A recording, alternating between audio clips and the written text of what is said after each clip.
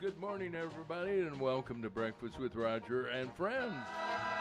So happy to see everybody on this Friday, the 24th of July, and so happy you could be with us not only on WAZU, but also on YouTube. Good morning to everybody watching on YouTube. And we have a mystery this morning. Somebody left their cell phone in the studio, and I suppose there's a way to investigate who it belongs to. Is that possible? Dr. Gene Sidler's here, and also I need to introduce everybody, Teri Chamberlain as well. But panel, what do you think? Can we find out? I was here yesterday. Let's start with that. Well, let's see. I was here, but I have my phone. Mike Dentino. Mike Dentino. Did we have any guests in the studio? We had a couple on the phone. I don't think we had any studio. So that has to be Mike Dentino's I would think maybe phone. then Unless there were gremlins that came in. I never know. I never know who comes and goes. Well, it says swipe up, and so I did, and I got all these YouTube notifications. So I have Mike's number, so why don't we call it? Why don't we wait until after the news? I mean, it could be somebody important. Well, Well, it's probably nowadays everybody relies on their cell phone for all kinds of stuff. So battery's just about dead. Well, don't call him on that phone then. You think it has to be Mike Dentino unless someone, I'm trying to think who might have keys to the studio. The plot thickens, ladies and gentlemen.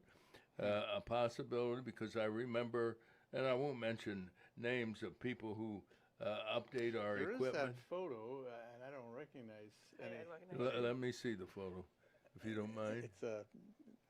It's a woman with a baby. I don't know who that would be. I mean, I'm up to date with Caterpillar stock, $8.94. Is it per share? And that's an interesting picture as well, with a lady holding a baby, and I don't recognize the photo as anyone that I know. So there's also a restaurant listed here as near you. Near me? Well, near you, whoever owns the phone. Oh, okay. Yeah, there was unless it's your phone. There was a song titled "Near You," and it was a piano. And it's a restaurant in Pinehurst, North Carolina. Well, now Mike there you has go. A connection. That belongs to Mike Dentino. Yeah, this is Mike's phone ringing. It's ringing. Okay, then it's Mike's. It's vibrating. Isn't that interesting? Yeah, it's Mike's phone. Well, did he answer? No. And you can't call him. No. Well, now we on can't a cell phone, and I don't think he has a landline. No, probably not. Way out there in the boondocks. I don't know. What's his wife's name? Deb. Deb. Deb Dentino. No, she's. No. She kept her married. Yeah. Kept her married name. Kept her maiden name. Then that belongs to Mike. Yeah, it is Mike's. Yeah. I am surprised that he didn't try to call me on Deb's phone. And can you check to see if I left my phone? Interesting. Maybe I should plug it in so at least it has a charge.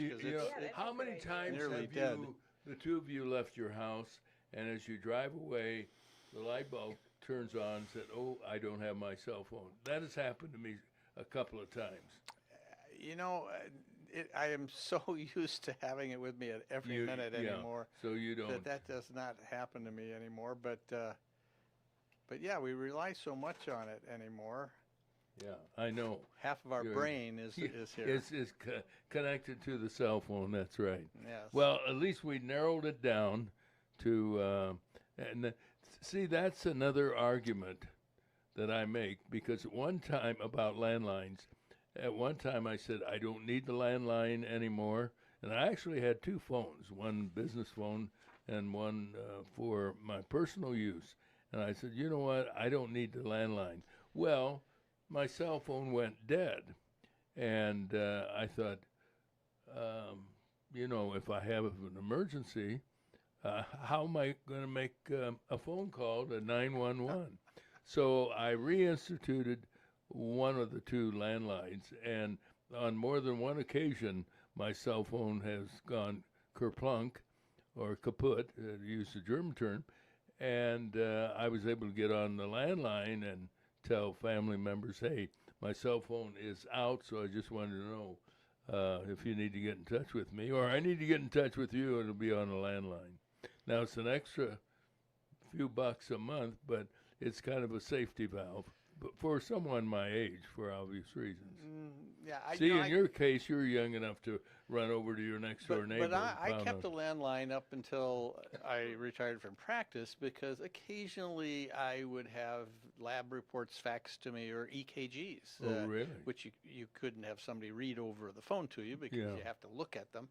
So I kept it this line is wiggly and this line is not. Yeah, this line goes up and this one goes down.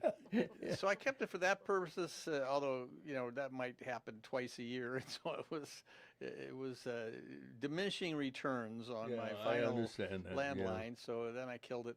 But very few people have landlines anymore, other than businesses that, use them because they have multiple lines, and you can't do that with a cell phone. Boy, actually, you can now. But they're almost forcing you. I mean, AT&T said they won't support landline anymore. Oh, really? Yeah, it's very hard to get the landline. Interesting. Well, the downside to having a cell phone is the phone book is no longer a viable tool. It was once a staple of the house, and now it is worthless.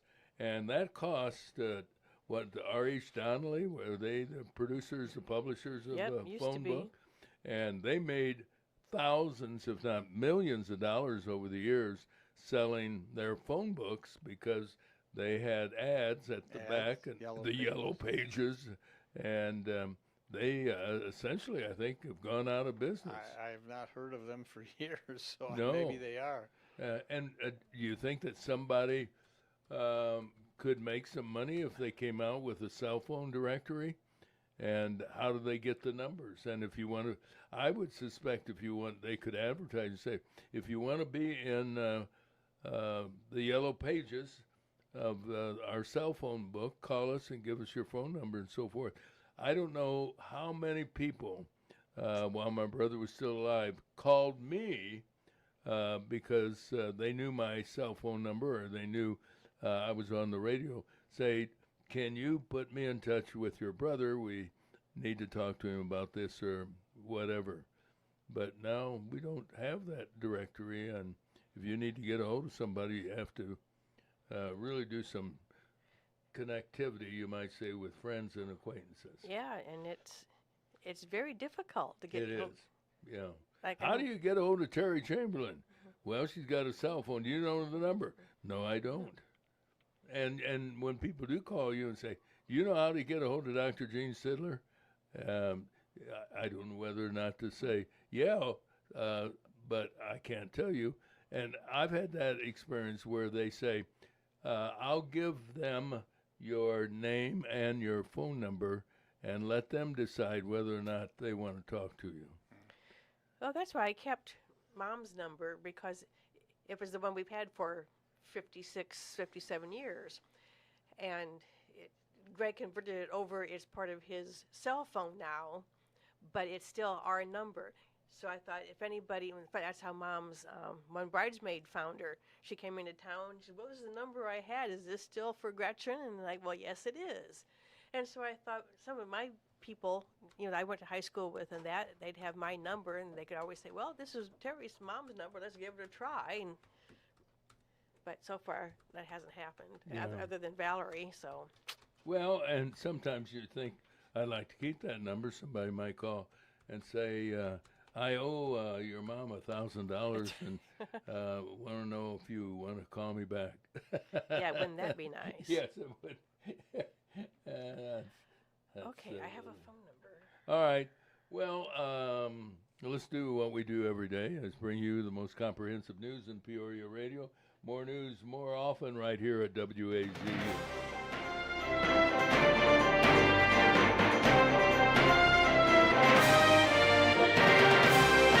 Let's start with a check of the weather brought to you by Mr. Weather, Kyle Varnold, providing personal and business insurance for auto, home, life, and health. Kyle, works with multiple carriers to find tailored policies for individuals, families, businesses, large and small, friends, neighbors, you name it, he's there.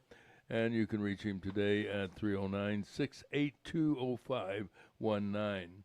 Before we went on the air, Gene and I were talking about the dilemma we faced this morning, and that was, you wear a long-sleeve shirt or a short-sleeve shirt, because it's cool out there, 62 degrees little officially. warmer than yesterday. I think it was 7 or 8. Yes, you're right. We started got at 57, I believe. Yeah. So I went with the short sleeves. You went with the short and sleeve. you went with the long I sleeves. went with the long one.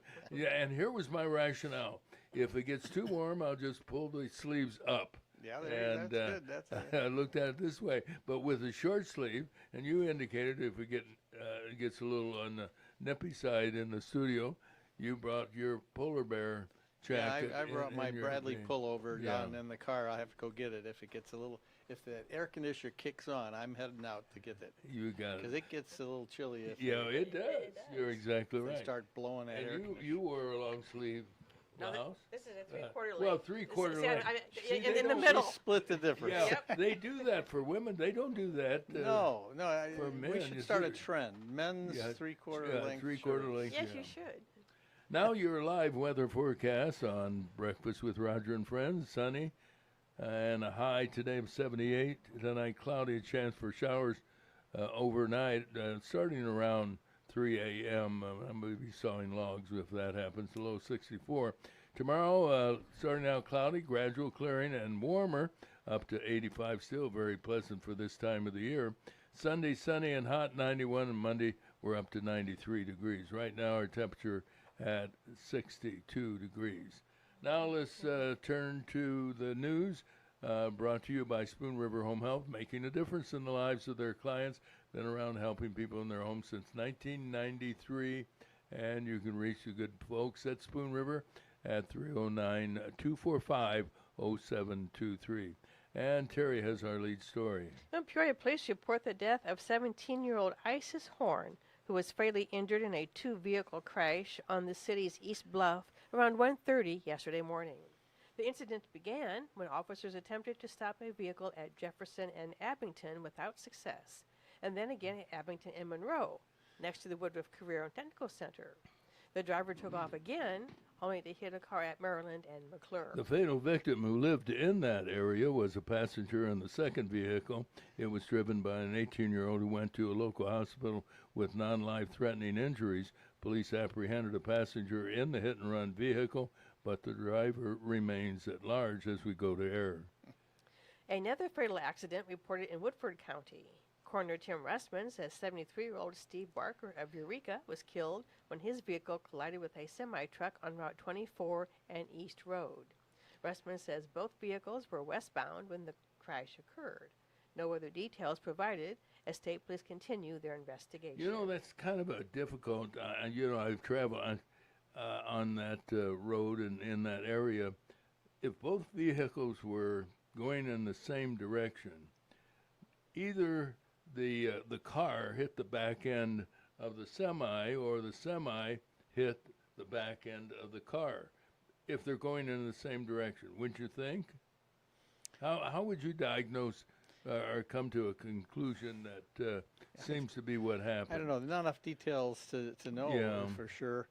But yeah, I mean, accidents like that do happen. It just can depend on which vehicle was trying to change lanes or coming up that's a possibility too close too, behind the other one or something. Have you ever been driving, it doesn't matter, 2 lane, 4 lanes, 6 lanes, and have a truck pass you, or you start to pass them, and you kind of glance over and think, gee, he's awful close to me.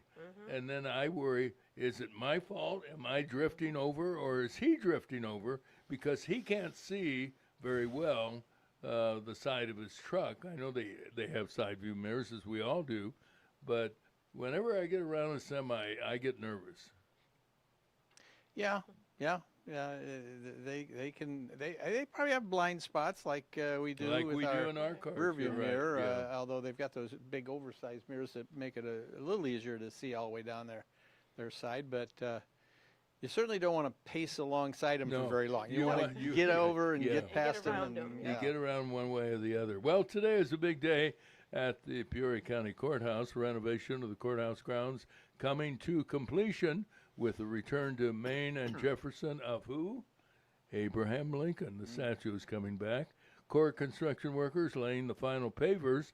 Last week, officials turned on the fountain. Very beautiful I've heard from second and third accounts.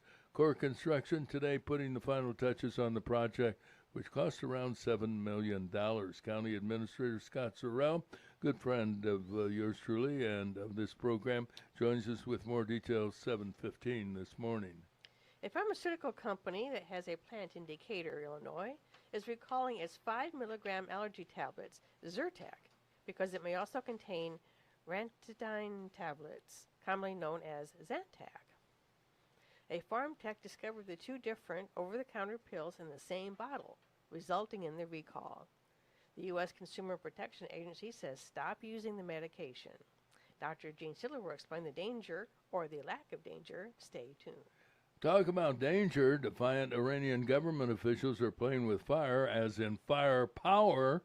Bombs and missiles and more headed their way as they continue with cheaper-by-the-dozen threats.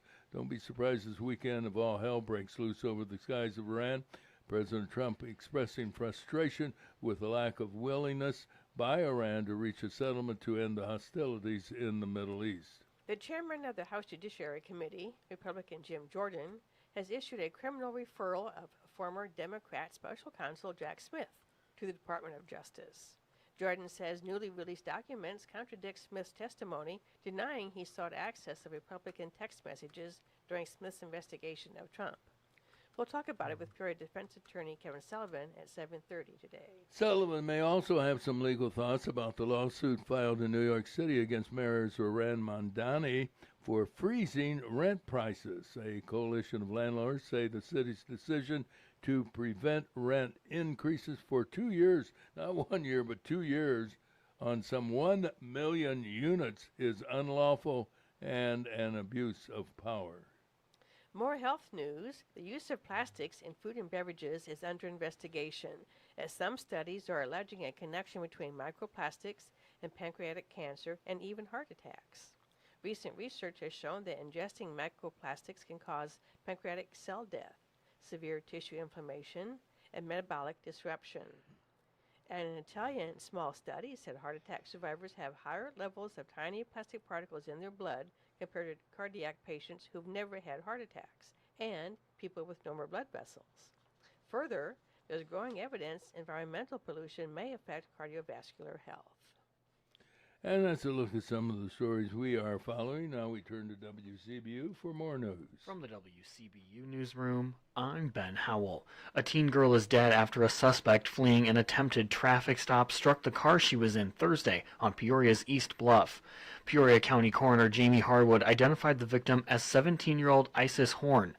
The crash happened around 1:30 a.m. at the corner of McClure and Maryland, about a mile away from where a patrol officer pulled over a car at the intersection of Monroe and Abington. After initial contact, the 18-year-old driver sped away. About a minute later, officers found the suspect vehicle involved in the crash. The suspect driver fled from the crash on foot and remains at large. East Peoria leaders have given final approval to pay more than $5.2 million for approximately 270 undeveloped acres northeast of the city. Commissioner Mark Hill says the acquisition of the Keel and Bly property gives the city oversight of what will happen with the 3 tracks. We thought it was in the best interest of the city of East Peoria to secure that property. East Peoria submitted the winning auction bid of slightly more than $19,000 per acre. Republicans in the U.S. House have narrowly passed a more than $1 trillion annual defense bill. The vote splits mostly along party lines. For Central Illinois Democrat Eric Sorensen, he says it comes down to amendments cutting civilian defense jobs and banning transgender females from participating in sports at military academies. I am not willing to throw out anyone from the military. Republican Representative Darren LaHood voted for the Spending Act. The recent sale of the Lincoln Grade School to the Washington Park District unearthed platted, not actual streets and alleys on city rights-of-way. City Attorney Mark Walton says the council can still vacate and transfer the pathways to the grade school district. That point was probably 90-some years ago, so we're a little late getting to it. The Park District plans to use the Lincoln School for offices and activities. And a 73-year-old Eureka man has died following a 2-vehicle crash on US 24 in rural Woodford County. Coroner Tim Rustman says Stephen Barker died at the scene Tuesday when his vehicle collided with a semi-tractor trailer between Eureka and Secor. I'm Ben Howell. Let's get into the world of sports, Dr. Dean Fuller. The Cubs were off apparently yesterday, were they? Day off yesterday and ready to go again tonight in Pittsburgh. And the Pirates have been surging here lately. They've played very well. So let's see if the Cubs can keep their momentum going a little bit. But that's where the Cubs are tonight. They are in Pittsburgh to play the Pirates. The St. Louis Cardinals, they did have a game yesterday. It was a makeup game, just a one-game series essentially with the Arizona Diamondbacks down at Busch Stadium. And the Cardinals lost 10-6 to the Diamondbacks. They are in action tonight against the Cincinnati Reds, who moved into town, St. Louis, to start a 3-game series tonight at Busch Stadium against the Cardinals. And the Chicago White Sox were also off yesterday. They're at home to play the Houston Astros in a series that starts tonight. Peoria Chiefs, they were in action. They beat the West Michigan Wildcats Caps 1-0 last night. A low-scoring game.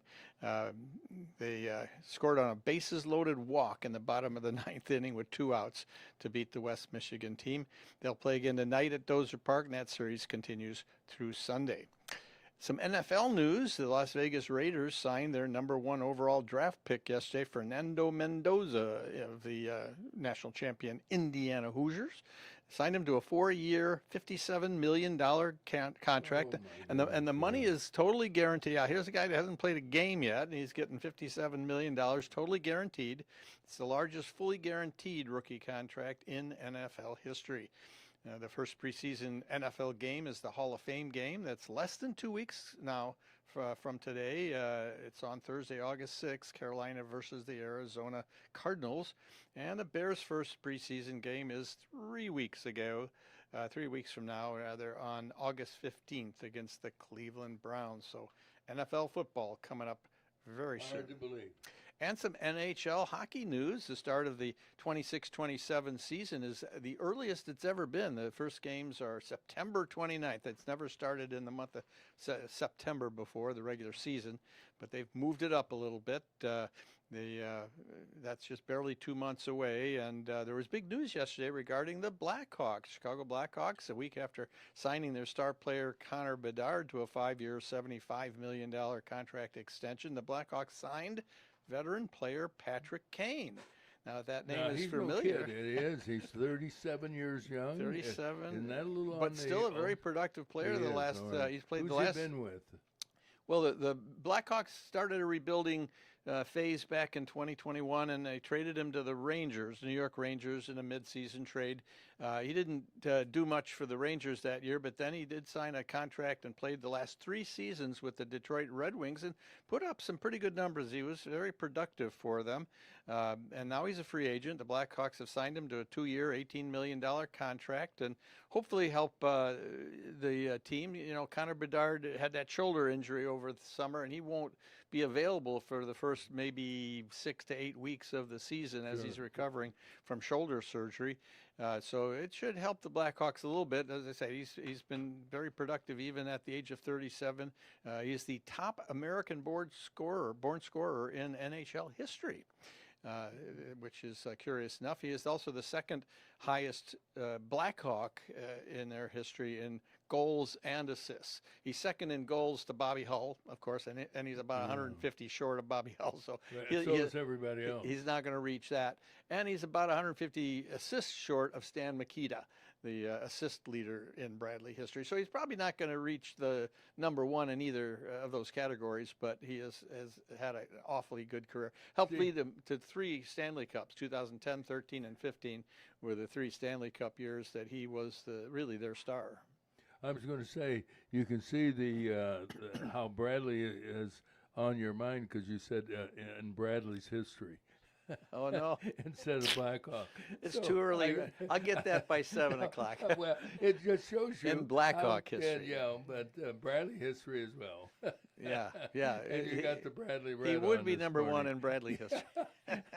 Yeah, exactly right. Have you been to any Blackhawk hockey games? Oh, yeah. Well, during that run when they were winning Stanley Cups from 2010 to 2015 or so, we went to maybe 5 or 6 games a year up there, and even some of the playoff games. I was at a Stanley Cup playoff game against Philadelphia in 2010, and we went my son and I went down to Tampa and watched them play the Tampa Bay Lightning in the 2013 Stanley Cup Finals, which they won, of course, and we went to a Stanley Cup game during the 2015 season too. So that was fun to see them play for the Stanley Cup. The closest I got to a pro hockey game is one year when Peoria was affiliated with the Blues. The Blues played in Peoria at the Civic Center, and I went to that game, and so did thousands more to it. And it's a shame. My understanding is, Rockford has a hockey team, and they are affiliated with the Blackhawks. The Ice Hogs. Is that what they call them? Yes, the Rockford Ice Hogs. And, that's neat. And they occasionally, I understand, will play an exhibition game in Rockford. And I don't know what happened, why the Blues, because we're perfect. Rockford's close to Chicago, so the Blackhawks, and we're close to St. Louis, relatively speaking.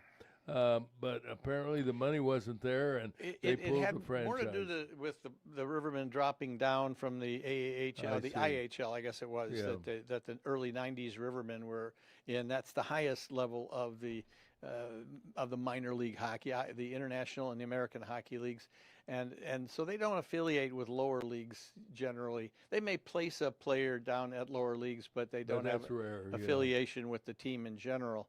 I don't know who the Blues are affiliated with. Yeah, but I know when they pulled it, they hooked up with a team way out east in Maine or New Hampshire or Connecticut or something, that miles and miles. That didn't make a lot of sense, because if they have a player that needs to rehab, to send him all the way out there, of course they can get on a plane and they're there in no time at all. But relative to Peoria, it's, they go to say, you know what, I'm not going to fly. I don't even know. Do we have flights that leave Peoria for St. Louis anymore? Oh, yes. Oh, we do. Okay. There are. I don't know how many times they travel. A guy on rehab could jump in as you go and drive here in 2.5, 3 hours from depending where they live in St. Louis area. Yeah, it's not any more than 2.5 hours to the airport. And with due respect to the Rivermen, they're not playing the quality level hockey that they did back in those days, because that was like AAA baseball. It was one tier below the professional level. And right now, the level of hockey, according to what Mike Olson tells me, the Rivermen are even lower than the Bloomington team. Yeah, I think they're now in a third-tier league, the Southern Professional Hockey League. But it still is good hockey. It's good competition, and the fans love it, and so we. But it isn't the same. It's actually very uncommon for players that you see now at this level to end up in the NHL. Usually if they're spotted and scouted and felt to be NHL caliber, they'll move them up very quickly and not spend time in leagues like the Southern Professional Hockey League. But occasionally you'll see somebody that has aspirations. That's for Yeah, usually a the goaltender. a goaltender, yeah, often so. The St. Louis Blues top affiliate is Springfield Thunderbirds in Springfield, Massachusetts. See, I And mean, they're- that makes no sense. They also have an but- affiliation with the Worcester Railers of the East Coast Hockey League. That's also We I were in think that in league for a Massachusetts. while, That were we sound not? right? At one time, the were we not in that league for a while? the East Coast. I ECHL, think so. Yes, I think Yeah. that was for several years that the Rivermen were in the Well, I know this ECHL. at whatever level, Coach Trudeau has every year put together a winning franchise, and we're grateful for his continued leadership. Well, that's a look at some of the stories we're following in the world of sports. It is now 6:30, and perfect time to bring you up to date with some of the stories we're following. For investment questions and information, here's a tip. Think about hooking up with Bob Manning of the Grandview Capital Group. He's with Morgan Stanley here in Peoria, and he's a senior vice president with the company, has been in the investment advisory field for more than 27 years. Here's his phone number, 309-671-4653. I don't think he'll answer if you call this time of the morning, but maybe a little later on. What's that number again? 671-4653. Morgan Stanley Smith Barney, LLC, member SIPC. Terry has our headlines. Terry? Look, very pleased to report the death of 17-year-old Isis Horn, who was fatally injured in a two-vehicle crash on the city's East Bluff around 1:30 yesterday morning. The incident began when officers attempted to stop a vehicle at Jefferson and Abington without success, and then again at Abington and Monroe, next to the Woodruff Career and Technical Center. The driver took off again, only to hit a car at Maryland and McClure. The fatal victim, who lived in the area, was a passenger in the second vehicle. It was driven by an 18-year-old who went to a local hospital with non-life-threatening injuries. Police apprehended a passenger in the hit-and-run vehicle, but the driver remains at large. Another fatal accident was reported in Woodford County. Coroner Tim Russman says 73-year-old Steve Barker of Eureka was killed when his vehicle collided with a semi-truck on Route 24 and East Road. Russman says both vehicles were westbound when the crash occurred. No other details provided as state police continue their investigation. Today is a big day at the Peoria County Courthouse. Renovation of the courthouse grounds is coming to completion with the return to Main and Jefferson of the Abraham Lincoln statue. Workers are laying the final pavers. Last week, officials turned on the fountain. Core construction today is putting the final touches on the project, which cost around $7 million. County Administrator Scott Sorrell will join us at 7:15 this morning with some more details. A pharmaceutical company that has a plant in Decatur, Illinois, is recalling its 5-milligram allergy tablets Zyrtec because it may also contain ranitidine tablets, commonly known as Zantac. A farm tech discovered the two different.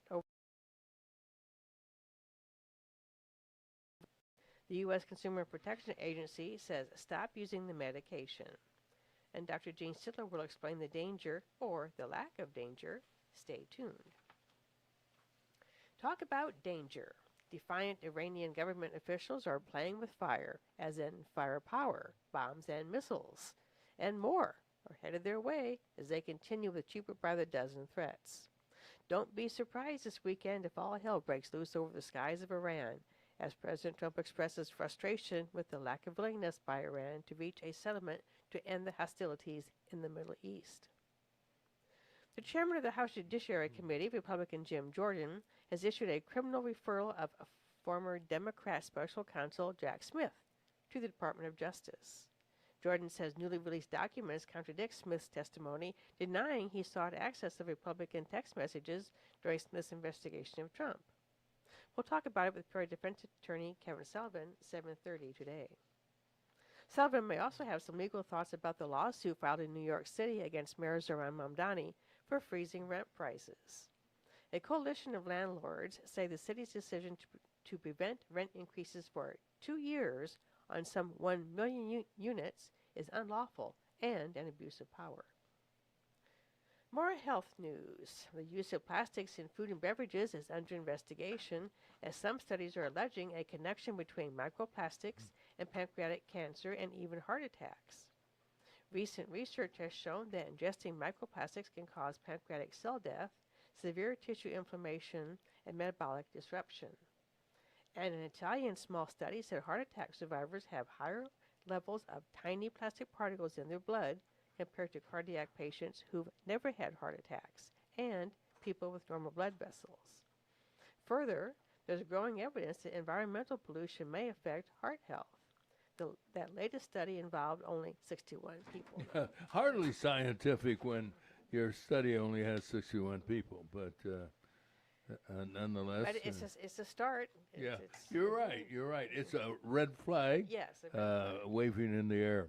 Let's take a check of our weather, a live forecast on Breakfast with Roger and Friends, and it's brought to you as a service of Morton Community Banks. 50 branches across the state of Illinois offering a full range of personal and business banking services.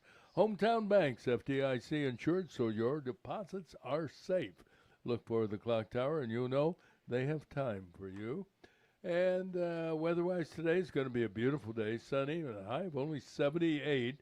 Cloudy tonight, a chance for showers late tonight, or you might say early tomorrow morning after 3 a.m., and the low 64 tomorrow, gradual clearing, and warmer up to 85. Sunday, it gets hot at 91, and Monday, 93. Right now, our temperature is standing at 62 degrees, and there you have a check of the news and the weather at the bottom of the hour. And we continue on WAZU with Breakfast with Roger and Friends, and also on YouTube. Before we go any further, I want to say thanks to John and Jane Cross of Emden, Illinois, and Logan County. They dropped off a couple of bags, and I mean bags, of sweet corn, newly picked from their garden of corn. And so I have corn for Dr. Sidler, but he's leaving on vacation. And I could pack it in my suitcase and take it with me, but and Teri, I know you like sweet corn. I do. I think everybody likes sweet corn, do they not? Pretty much so, And yes. and I remember as a child, and then later on when I got married, my wife did the same thing, of throwing them into a kettle of boiling water. Mm-hmm. And I never could figure out, they could, but I couldn't, how do they know how long to throw it in to boiling water? And there are times, I think, where one or the other or both, the water wasn't boiling yet, but it was on the stove, and they would put the corn in. Well, how do you know when it started getting cooking? And now, all you need to do is wrap it air in paper towel, put it in the microwave for 3 minutes, is it? Something like that, yeah. Well, you got to have more definitive information than something like that. But every microwave is a little different. More power to you. So you got to learn from experience, I think, with yours, how long. But yeah, I think it's generally like 3 minutes per ear. Per ear, yeah. I'll say this: the last time I did it, it worked to perfection. 3 minutes, and you put butter on it and salt it, and it's that's the about one as thing fresh you get. I still have to use a little salt on. I can't eat I'm with you on that. sweet corn Yeah. without No, salting it a little Yeah, bit. it needs a little bit. And otherwise, I've kind of gotten away from the salt shaker for most everything else. But Now, do you have the equipment that goes with it? The things that you oh yeah, on the, each the end little of the pointy ear? things at each Yeah. end. Yeah. Yep. And I tell you what, and there's a number of approaches. One is you have a stick of butter on a plate and you roll it through that. Okay, we got it They down make fast, special yeah. plates just for that. Yes. Yep, Do they do now. really? Yeah, I am the not little surprised dishes by it. that you can put melted butter in and roll your ear of corn in. I don't have any of those. I just slop it on. But yeah, I remember when we were kids, my brother and I and our mom and dad would drive out into the country, and we'd see these farm stands, and you could buy a dozen ears of corn. They'd usually throw in an extra one in case, one of them had a worm in it or something like that. And it was like 50 cents a dozen for ears of Oh, corn yeah. back Oh, then. yeah, This is yeah. the 1950s, mid 50s or so. And then it got to be $1 a dozen, but I don't ever remember paying more than $1 a dozen when we were kids. And now you go to the store and Now you it's find a little $1. package. They're already husked. Yeah, maybe But four. four don't of even- them for yeah. what, $4.99 or Yeah. something like that. It's more than $1 per ear now to buy it. So It's called inflation. it tells you that maybe corn inflation has exceeded the general inflation rate here in the last And the same holds generation. true for what it costs for an ear of corn. I mean, it's a bargain, I think, at $1 per ear now, is it not? Yeah, I suppose it still is a bargain at that price. Yeah, but Well, I'll tell you what, John and Jane left enough that if you happen to see me on Route 116, not on the interstate, they don't allow it, selling corn, it'll be well, I mine. might take a couple from you just because we're still gonna be around Well, tonight. I was going to say, yeah. And you know, maybe we'll have them tonight just before we take off. Oh, you can, it's got it. All right, let's talk about this plastic study. I have said for years that I worry like I've got not Gatorade. This is Powerade, but it doesn't matter.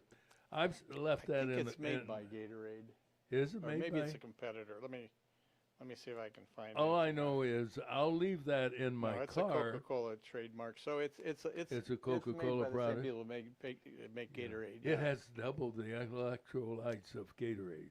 Or no, actually, no. Coke doesn't own Gatorade, and so that's a competitor to Gatorade, I think. Yeah. I'll check. But yes, go ahead. So my point that I wanted to make was that when I leave, and it doesn't matter whether it's Gatorade or Powerade or No Aid,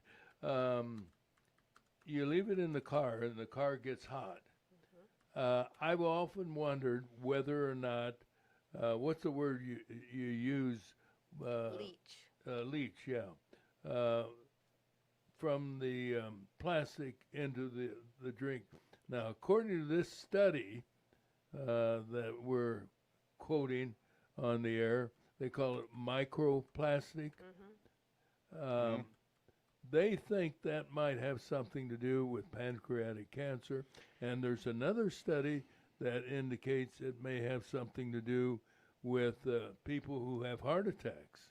There are all kinds of theories regarding microplastics, which are plastics, Tiny particles. tiny Actual particles. piece of plastic. But there are now concerns about something called nanoplastics, which are even smaller particles, molecular-sized particles of the plastics. Yes, that definitely gets into the foods we eat and into the drinks we drink.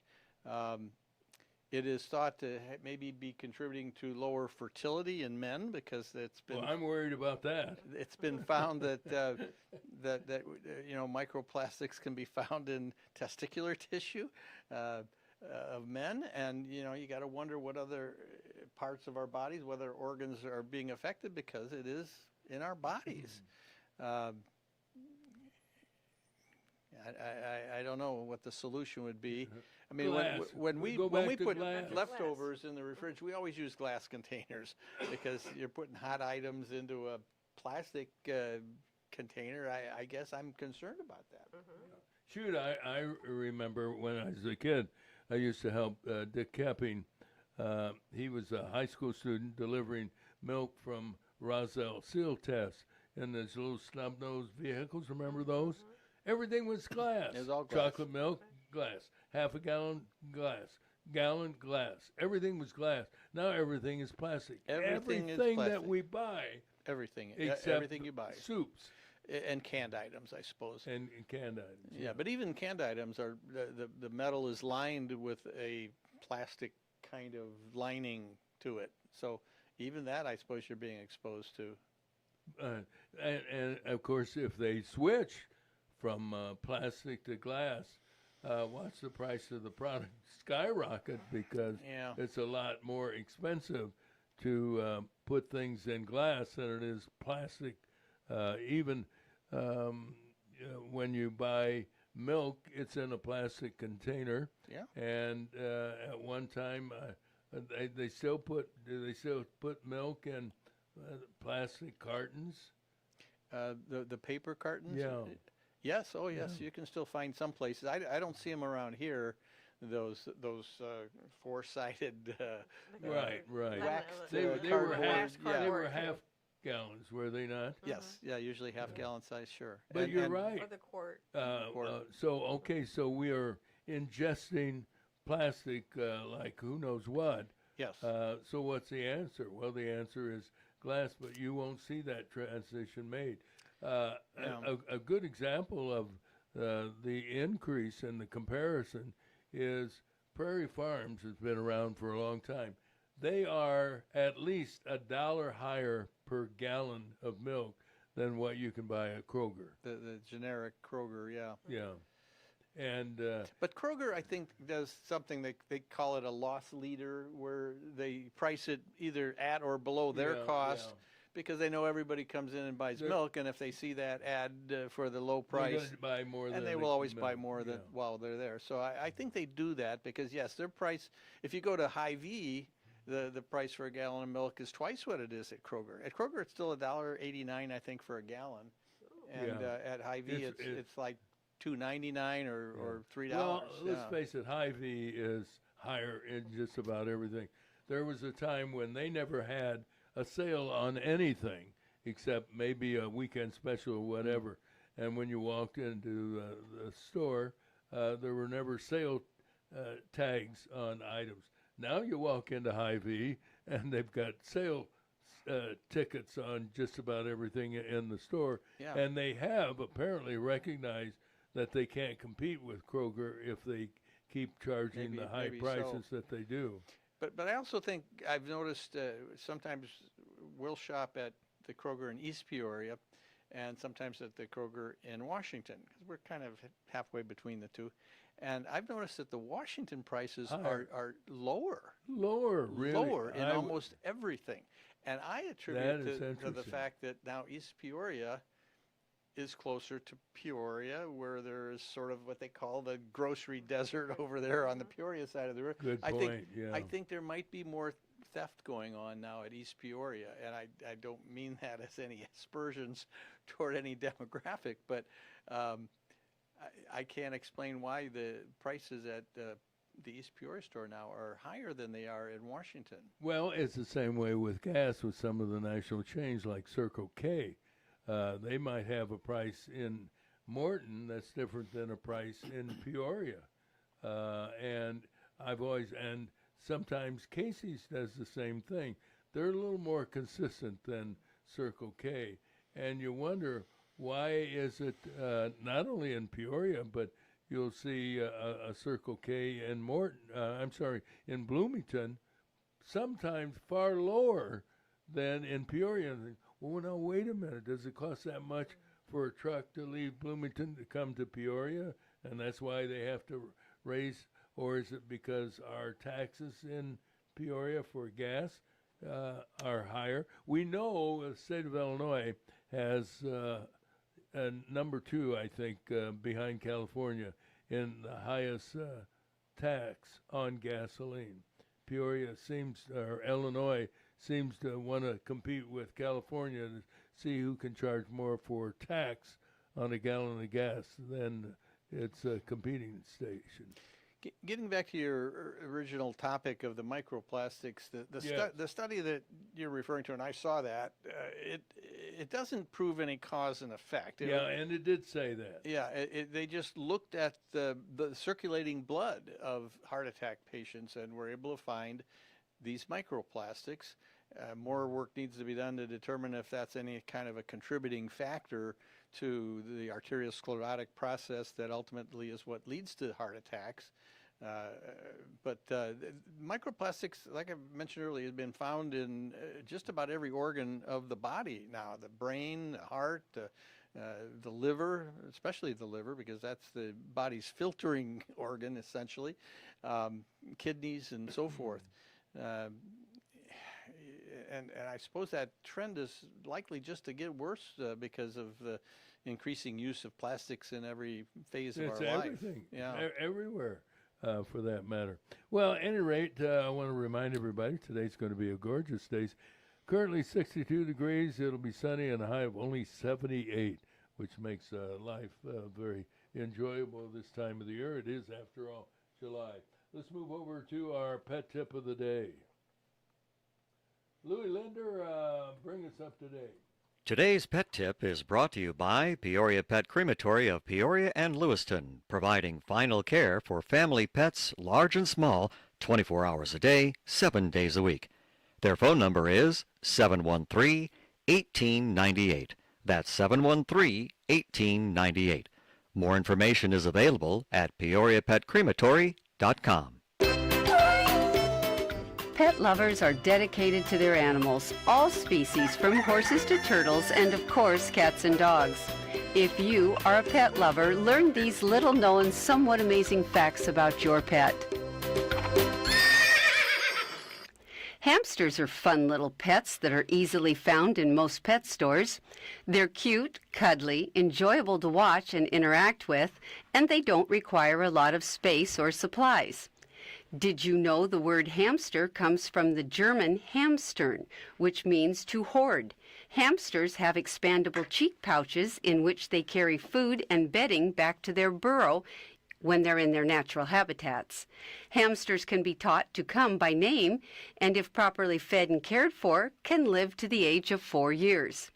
It's good to take them out of their cage and exercise and play with them daily. Just be sure the cat and dog will not be around to attack the hamster. Behavior problems are far and few, but if you already own a hamster and he has begun biting when handled or is chewing on the bars of his cage, then you need to supply him with a hard dog bone treat. The little fellow is trying to trim his teeth, which are constantly growing. And speaking of trimming, you will need to clip his nails frequently as well. You will need to use baby fingernail clippers, however, and must be very careful not to make them bleed. That could be fatal. All things considered, they are wonderful, fun little pets for the children and you. This whisker of information has been made possible by a grant from the Corporation for Public Broadcasting in partnership with Spot, Saving Pets One at a Time, and KSBR Studios. Produced by Joseph C. McGuire and theme music by Stuardo Glasser.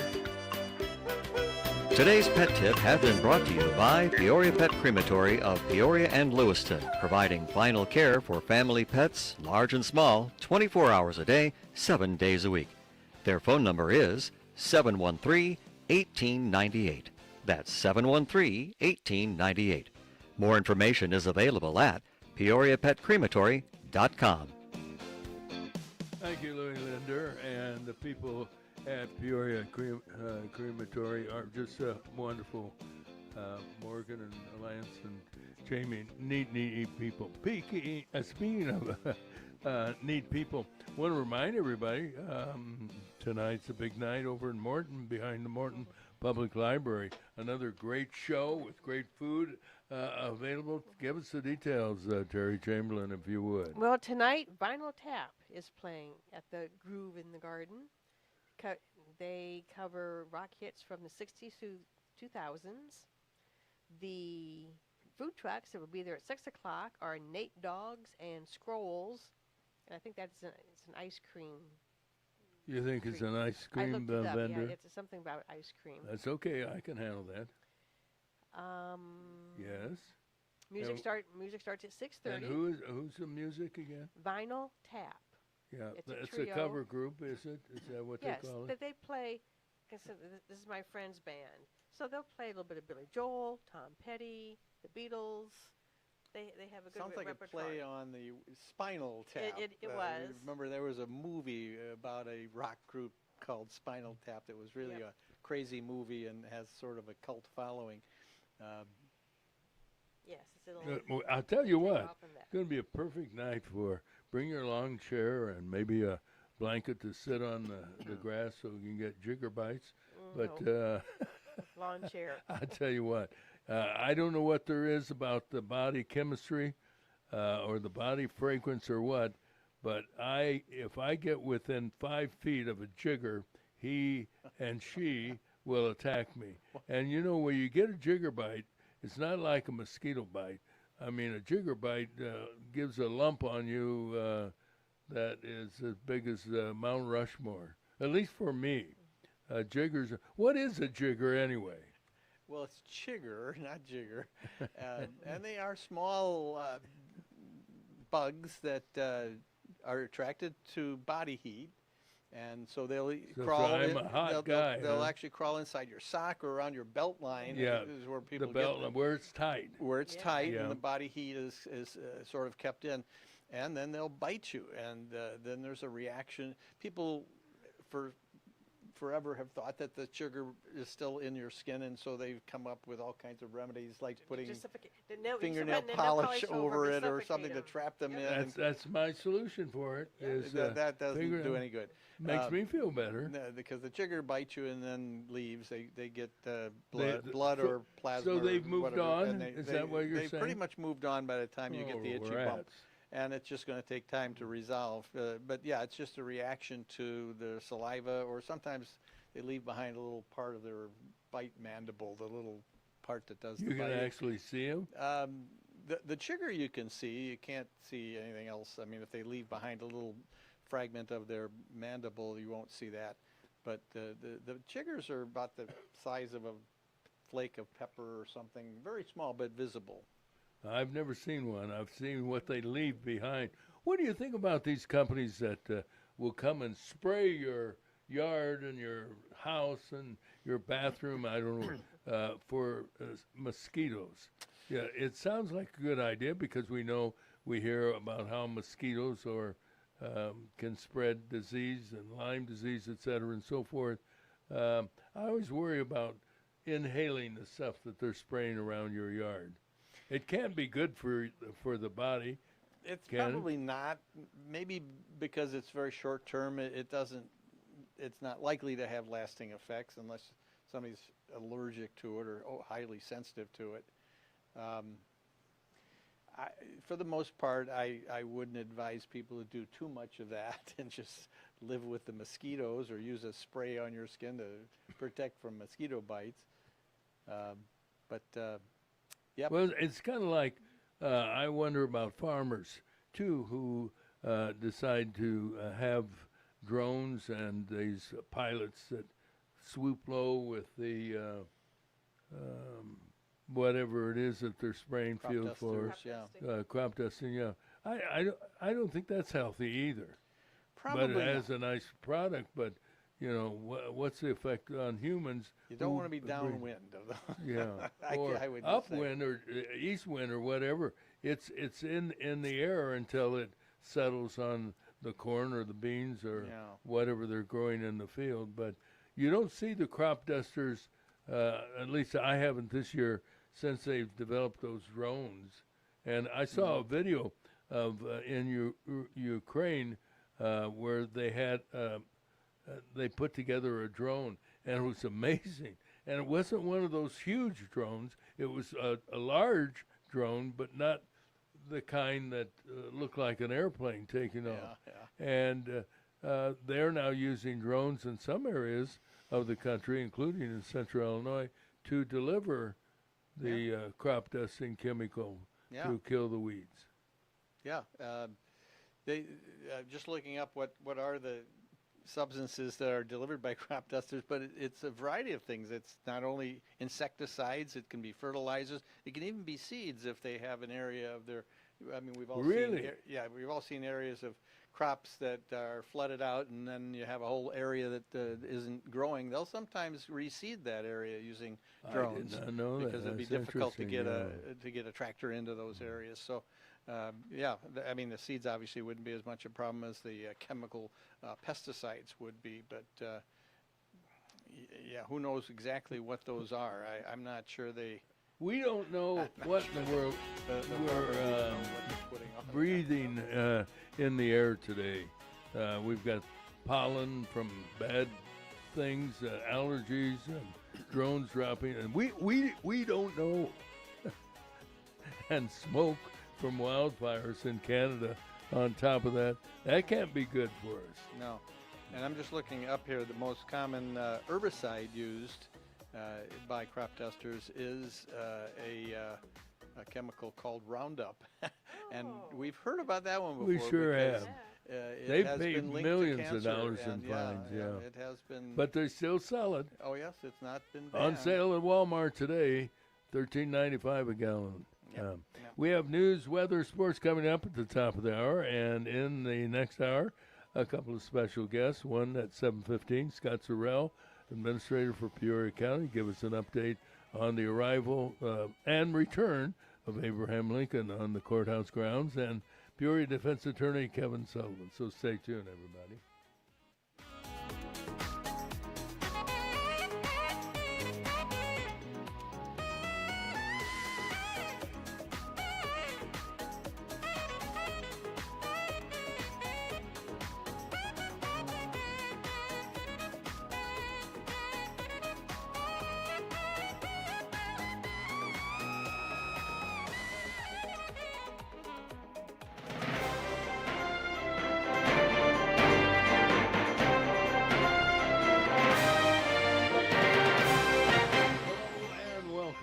It is Friday, the 24th of July, and we begin with a live weather forecast for listeners and viewers on YouTube. And it's brought to you by Matt Wall, CPA and tax specialist with Gordon Stockman and Wall. Matt, experienced in federal and state tax compliance, employee benefits, estate and trust tax planning, and more. And you can reach Matt Wall for the answer to your questions at 309-692-4030. Beautiful day today, as Mr. Rogers would say. It is gorgeous, sunny with a high of 78. Cloudy tonight, chance for showers around 3 in the morning.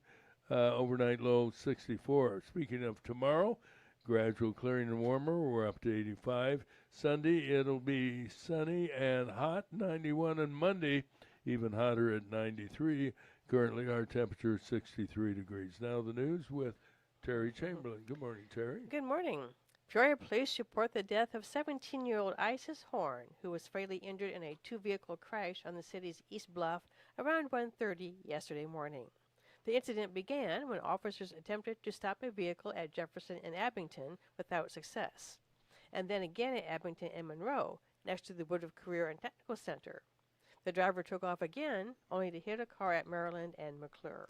The fatal victim, who lived in the area where the accident took place, was a passenger in that second vehicle. It was driven by an 18-year-old. He went to a local hospital with non-life-threatening injuries. Police apprehended a passenger in that hit-and-run vehicle, but the driver, who escaped on foot, remains at large. Another fatal accident reported in Woodford County. Coroner Tim Ressman says 73-year-old Steve Barker of Eureka was killed when his vehicle collided with a semi-truck on Route 24 and East Road. Ressman says both vehicles were westbound when the crash occurred. No other details provided as state police continue their investigation. Well, ladies and gentlemen, today a big day on the grounds of the Peoria County Courthouse. The renovation of the courthouse grounds coming to completion with the return to Main and Jefferson of guess who? That statue of old Abe, Abraham Lincoln, returning. Workers are laying the final pavers. In addition to that, last week, officials, by the way, turned on the fountain. Looks absolutely beautiful, stunningly beautiful. Core construction today putting the final touches also on the project, which cost around $7 million. County Administrator Scott Sorrell joins us here shortly following our newscast with more details, so stay tuned, everybody. A pharmaceutical company that has a plant in Decatur, Illinois, is recalling its 5-milligram allergy tablet Zyrtec because it may also contain ranitidine tablets, commonly known as Zantac. A farm tech discovered the two different over-the-counter pills in the same bottle, resulting in the recall. The U.S. Consumer Protection Agency says stop using the medication. Dr. Sidler will explain the danger of, or the lack thereof a little bit later, so stay tuned. Yeah, we've been talking about it this morning. You know, this goof certainly gives prominence to the argument, why do we have bottles that are so dark that you can't see the color of the pills? You know, if the presentation was in a clear, you could see the different colors. Well, it took a pharmacist tech And I don't know why the tech would open up one of them. I have no idea why he would do that, or she. No, there's a good reason for that. That the drugs degrade slowly over time. That's why they always have a expiration date on them, and that degradation is accelerated by light. That's I understand that, but what I'm saying is that what are the precautions to prevent two different color pills in the container? How'd that happen? Well, now that's not what happened here. The processing. It's like if you make ranitidine on one assembly line, but then you switch over and make the cetirizine, you'll get some of the ranitidine in the capsule along with the cetirizine. That's what they're talking about. Well, according to the story that we just read, a pharmacist tech discovered the two different pills, over-the-counter pills, in the same bottle. They were two different colored pills. Now that's not what I was reading in a different article, apparently. Because it just shows you we don't know what the hell we're talking about. Well, what I saw was an article that they were contaminated with a small amount of the ranitidine from in the capsule itself. Yeah, from the drug what manufacturing I read, process that was in the capsule. And you know, if you're getting it off the internet, if you're getting, it's accurate. I mean, if the pills are different, totally different looking pills, yes, that's hopefully the consumer would notice that. But well, here's the bottom line: quit taking Zyrtec and Zantac. Well, they're both over the counter. I don't know why anybody would get them from the pharmacist or in a prescription form. They are now over the counter. I guess it maybe some of the forms of them are still prescription, and maybe insurance covers for some people. You know what? I want to give consumers credit. If you open a bottle, whether it's over the counter or a prescription, and you see two different colored pills, you need to. That's a red flag. That would be a red flag. Yeah. Well, that would be concerning if you had actually the wrong pill in the wrong mixed bottle in with the one that you think that you're getting. Well, they're pretty safe medications, I would say, for the most part. I used to take one's an allergy Zantac medicine, the other's for years stomach ago. acid, and they're extraordinarily safe medicines and sold widely over the counter. Millions of people take them. I've never seen or heard of a reaction to either one of them, but liability as it is, and lawyers just waiting for. And now be careful. We've got a lawyer coming on pretty soon. I'll bet he would agree with me on this. Okay. That there's just Well, maybe a little too much of this class action lawsuit stuff going on, but we'll see what he says. Well, we were talking about danger, and we have danger from Iranian government officials playing with fire as in firepower, bombs and missiles and more headed their way. Lots more coming as they continue with their insults to the United States and Israel. So a red flag flying. Don't be surprised this weekend if all hell breaks loose over the skies of Iran. President Trump expressing frustration with the lack of willingness by Iran to reach some kind of a settlement to end the hostilities in the Middle East. The chairman of the House Judiciary Committee, Republican Jim Jordan, has issued a criminal referral of former Democrat Special Counsel Jack Smith to the Department of Justice. Jordan says newly released documents contradict Smith's testimony, denying he sought access of Republican text messages during Smith's investigation of Trump. We're going to talk about it with Peoria Defense Attorney Kevin Sullivan at 7:30 today. And Sullivan may have some legal thoughts about the lawsuit filed in New York City against Mayor Zoran Mondani. He's, through his agency, wound up freezing rent prices. A coalition of landlords say the city's decision, Mondani's decision, to prevent rent increases for 2 years on some 1 million apartment units. The lawsuit claims what he's done is unlawful and an abuse of power. Here's some more health news we've been discussing. The use of plastics in food and beverages is under investigation, as some studies are alleging a connection between microplastics and pancreatic cancer and even heart attacks. Recent research has shown that ingesting microplastics can cause pancreatic cell death, severe tissue inflammation, and metabolic disruption. And an Italian small study said heart attack survivors have higher levels of tiny plastic particles in their blood compared to cardiac patients who've never had heart attacks and people with normal blood vessels. Further, there's growing evidence environmental pollution may affect cardiovascular health. So we don't know what to do. We don't know whether or not we should go outside and breathe the air or Yes, I don't stay drink, inside. Don't breathe. Yeah, don't breathe. Don't eat. And don't drink, and you'll be okay. That Now might we be have more harmful news to for your health as well. It could be. Not breathing. And now we have more news from WCBU, brought to you by Steve Sink. He's a certified business intermediary with BHX affiliates. Steve has been a business broker for over 20 years, helping people to buy and or sell their business. He also specializes in business valuations, and you can reach Steve at 309-696-8508. The number again, 696-8508. From the WCBU Newsroom, I'm Rich Drager. Very A strange. teen girl is dead after a suspect fleeing an attempted traffic stop in Peoria struck the car she was in Thursday on the East Bluff. Peoria County Coroner Jamie Harwood identified the victim as 17-year-old Isis Horn. The crash happened around 1:30 in the morning at the corner of McClure and Maryland, about a mile away from where a patrol officer pulled over a car at the intersection of Monroe and Abington. After initial contact, the 18-year-old driver sped away. About a minute later, officers found the suspect vehicle involved in the crash. The suspect driver fled from the crash on foot and remains at large.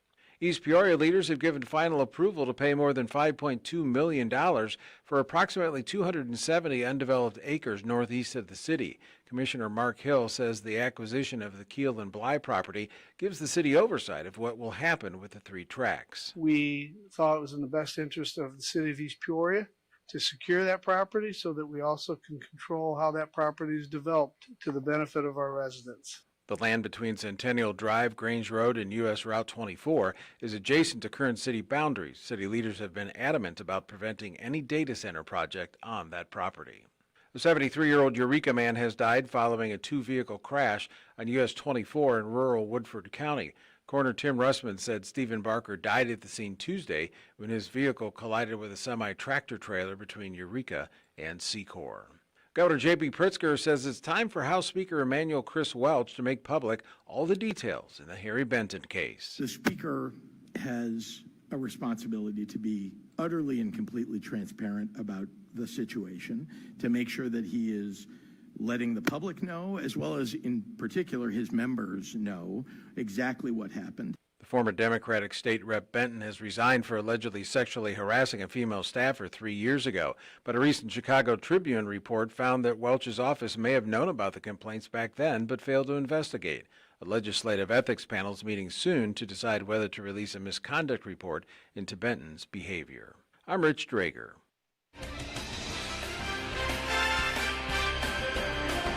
Let's get into the world of sports. Dr. Gene Sidler with the latest, and he's continuing to investigate these pills in the wrong bottle or in the wrong capsule or whatever, and put on your sports hat now. I noticed you got on the Bradley. I love that shirt. I gave in and went Did and got you buy my that pullover. at the bookstore, or did you buy it online? No, I That's saw really it on eBay. It's an older. Saw it on eBay. Yeah, it's an older shirt that I don't think Well, they you're sell older. anymore. Well, but I don't think it's available for sale anymore anywhere. Yeah. But I saw it and I thought it looked nice. Oh, it And is I have plenty sharp. of red ones, so I Yeah. bought it just because it was Yeah, my size. The color gray is somewhat of a sports color, is it not? You know. Well, yeah, and it goes with anything else that you're wearing, and Yeah, it doesn't well, that's stand true. out that much. But I like the logo.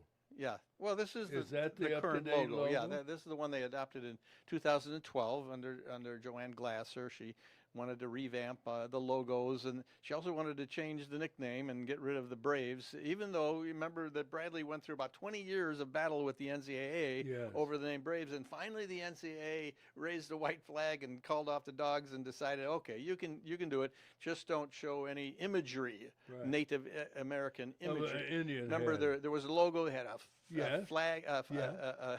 a feather on it, Headband. and then some of the even earlier logos had a full headdress, Indian in a Yes, headdress, right. and a dancing papoose. Right. Well, we even had a hall named Papoose on the campus. Yeah. And Yeah. the wigwam. Well, you know, The Papoose I suppose was the freshman basketball team. That's what. yeah, it that was the nickname for the freshman basketball team. And I guess the school could still do that. You just, yeah, the sporting part, the NCAA covers, they didn't want to see any Native American imagery. And yet they finally backed off.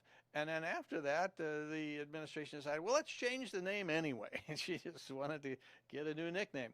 Well, anyway, they did polling and they did voting, and actually they polled donors. I got polled by. I didn't. Yeah, you don't give enough, Roger. I know. I give what I can, but I don't give enough. I realize that. And the majority of donors said they would be less likely to donate if they did that, and so they backed off. They did and back so off. they have kept the Braves. They were going to change it to Brave, even though Yes, that's right. kind of a That- dumb name. It yeah, doesn't yeah. really mean anything. No. But they kept the name Braves. They actually did a vote and gave several different choices yeah. besides Braves. One of them was squirrels because the campus is loaded with squirrels. Yeah. But one of them was watchmaker or something related to the origin of Bradley that's right. as a It had the horological school of horology. Yes. A lot of people misunderstood Can't remember that. what the other ones were, but there were 4 choices, Yeah. and the winner was none of the above. So they did finally drop that whole campaign to change the nickname, even though they did end up changing the logo from the logo prior to this was the big capital B with a script Braves running a little bit on an angle through it, but there was a version of that had a single feather sticking out of the top Yeah, of it. I do remember with a that. headband. Well, we need to move along because I'm supposed to call Scott at All right. Well, 7:15, so I'm going to be fortunately, a the little sports late. news is very short today. Okay, good. Baseball, the Chicago Cubs were off yesterday. They'll play in Pittsburgh against the Pirates tonight. The St. Louis Cardinals lost to the Arizona Diamondbacks 10-6 in a makeup game.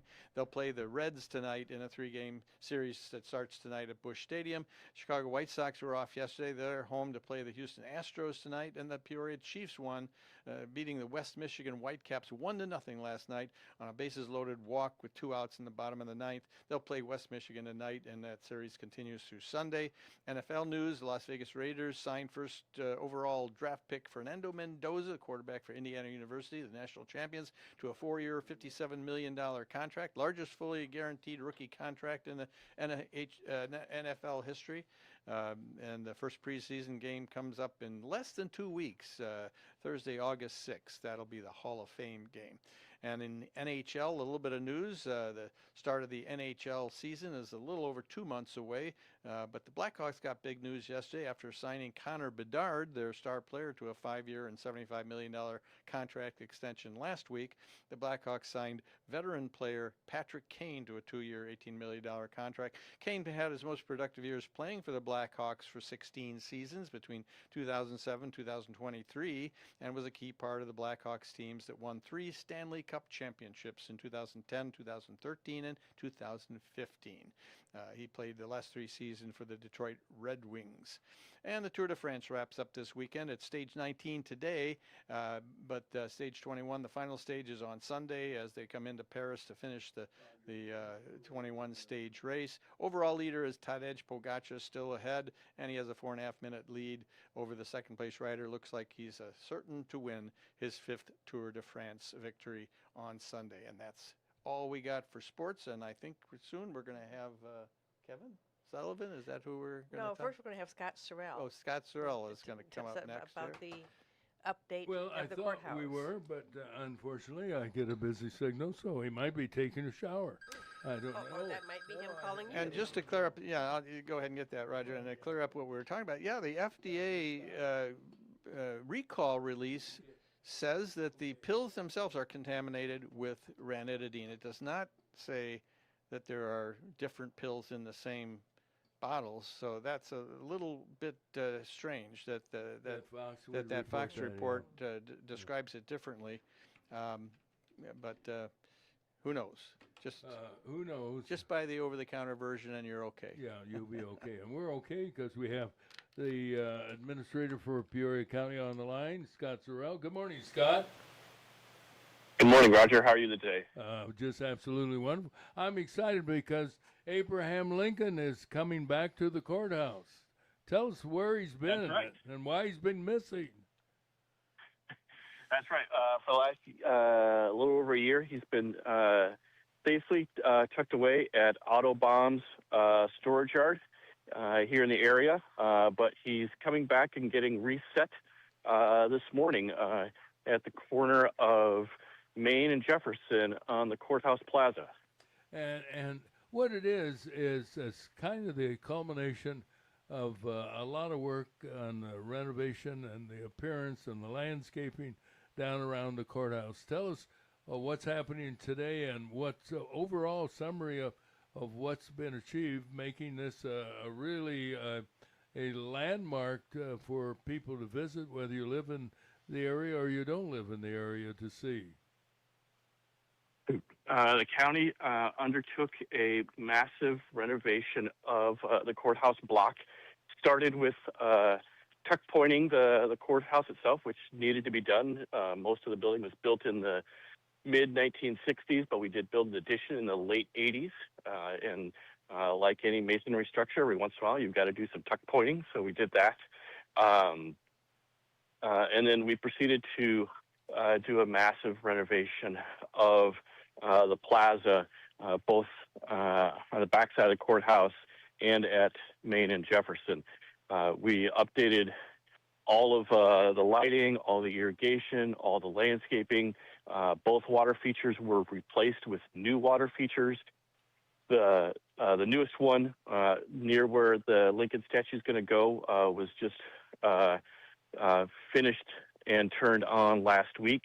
That one is it's a black granite water feature that has water cascading over it, but and on either side of it we have two different quotes from Lincoln's Peoria speech, which, if you ask some historians, is really the speech that propelled Lincoln towards the presidency. It was the first time that he had articulated in a speech his position on slavery. Yeah, isn't it true that was the speech where it was so long that they were told to go home and have dinner and come back? Was that the speech? Yes. So it was a. I don't remember if Lincoln went first or Douglas went first, although I think Douglas went first. And his speech was long, and then Lincoln, then they took a break and they had to come back to finish up Lincoln. So that, based on my reading and understanding, that is an accurate accounting of how that worked out. Yeah, you don't dare do that today because nobody would come back. No. But Lincoln had that drawing power, you might say. What's gone on in the courthouse? How did that start, and who was the, you might say, the guiding light to do this?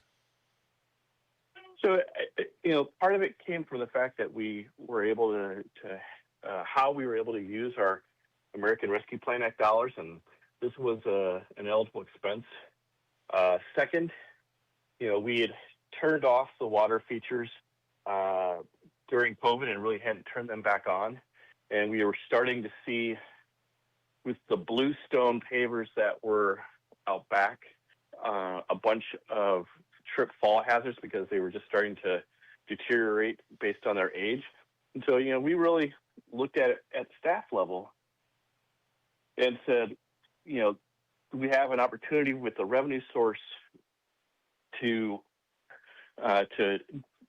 do something that is both transformative and pays homage to what the original plaza design was from the 60s. So we undertook a an RFP process to hire a designer, and we hired Terra Engineering, who's doing the riverfront plan for the city. They've done several other projects, and really worked with them to give them guidance and suggestions on what we were looking for, and then they were able to come up with a design that we were then able to execute with our construction partner, Core Construction. What's happened is amazing and inspiring, as a matter of fact. And give us, our listeners and our viewers on YouTube, a kind of summary of, it's kind of like an outdoor museum. And I don't mind saying I was happy to be a part of the development of the World War I and II monument, and the pavers with donors and the names of people who supported it, including the names of those who fell in battle. That's just one of a number of things that people would enjoy as they walk around the grounds of the courthouse. And so we've really tried to provide a space where we can honor those Peoria County residents that have fallen in prior wars, a space where someone who maybe works downtown can have lunch in a park-like setting. Someone who has a family that's visiting can and doesn't mind their children getting a little wet, playing and splashing and frolicking in a water feature that has cast iron bison. We've tried to kind of do it in such a way that we check all those boxes for a lot of different groups. And it starts with our monuments and our memorials. We have our Soldiers and Sailors Monument, which is the monument for Civil War veterans of Peoria County. That was actually dedicated by President McKinley. Then we have our World War I and II memorial that you were a part of. Then we have what we call our KVO memorial, which is a memorial to Korea, Vietnam, the War on Terror, and we have panels for whatever the next wars will be, and along with 3 statues of soldiers, whether it be a Korea era soldier, or a Vietnam era soldier, or a female pilot from the era of the War on Terror, looking like they're all walking back towards the KVO Memorial, which is designed to be kind of like a Vietnam era fire base. Yeah. Very emotional, very moving. Absolutely. Are we wrapping it up today? Is there a ceremony, or you're just going to say, hey, we're done, hallelujah? Not quite. And we've got a little bit of work to do. Our construction partners at Core, their paving subcontractor still has some pavers to still install where Lincoln is going to go. Still has some landscaping work to be done as well up in that area of the block. And then the panel that we had made when the Lincoln statue was initially installed needs to be refurbished as well. And by refurbished, I mean needs to have the letters that were engraved into it. The backing needs to be repainted so that it's more easily seen and is consistent with how we've done the Lincoln quotes on the new black granite. So we've got maybe a couple of weeks worth of work to still do. We're hopeful, weather permitting, that in the next week or two that the construction fence will then come down and we'll be able to actually do final walkthroughs, do all the things associated that you need to do at the end of a construction project, and then close it out. Well, congratulations.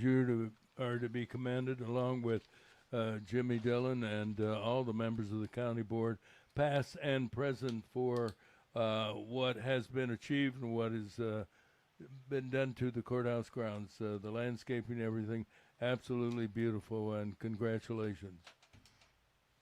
Well, thank you, Roger, for those kind words. I know the board is very proud of the project, very proud of Peoria County Bicentennial Park, which is what it's been officially dedicated as. We still got to get some signage, but Bicentennial Park is really back to being the crown jewel of Peoria's central business district and downtown, and that space where people that work at Caterpillar or at OSF or any of the attorneys that work in the office buildings or the people that work in the courthouse can come and have that space during the work week and on the weekends. A good thing you said attorneys, because one of them just walked in, and I want to make sure that they don't get slighted. Well, thank you. I was going to ask Scott if I could. Scott, it's Kevin Sullivan. Are you planning on reopening the Main Street doors for access to the courthouse? Kevin, great question. So, what do you expect? No, it is. So, our next project at the courthouse is a refurbishment and update of courtroom 321. And then once that project is complete, or actually it'll be staggered, so there'll be a little bit of overlap, because we're about maybe 6 weeks from going out to bid, we are going to be replacing and updating what are called the storefronts at the Main Street entrance and the vestibule that's closest to the Soldiers and Sailors Monument. Okay. And so that project's going to kick off sometime this fall. And I haven't seen the schedule yet, but I would expect that sometime next summer that project will be complete. And once that project is complete, then Main Street will be ready to be opened, and then it'll just be a function of staffing for Sheriff Watkins. Right now he's highly confident that he'll have the staffing to be able to reopen Main Street once that construction project is complete in about a year. That'd be great. Kevin, you want to cross-examine? No, I rest. Okay. You rest your case. Okay, Scott Sorrell, thanks so much, Peoria County Administrator, for bringing us up to date on what's happening downtown on the courthouse grounds. Keep up the good work, my friend. All right, thanks, everyone. Have a great Friday. You bet. Always great talking to Scott to get an update on what's happening at the courthouse. Well, we're into the news. Then we'll talk to Kevin Sullivan, and Virginia White has joined us as well, so stay tuned as we get into the news.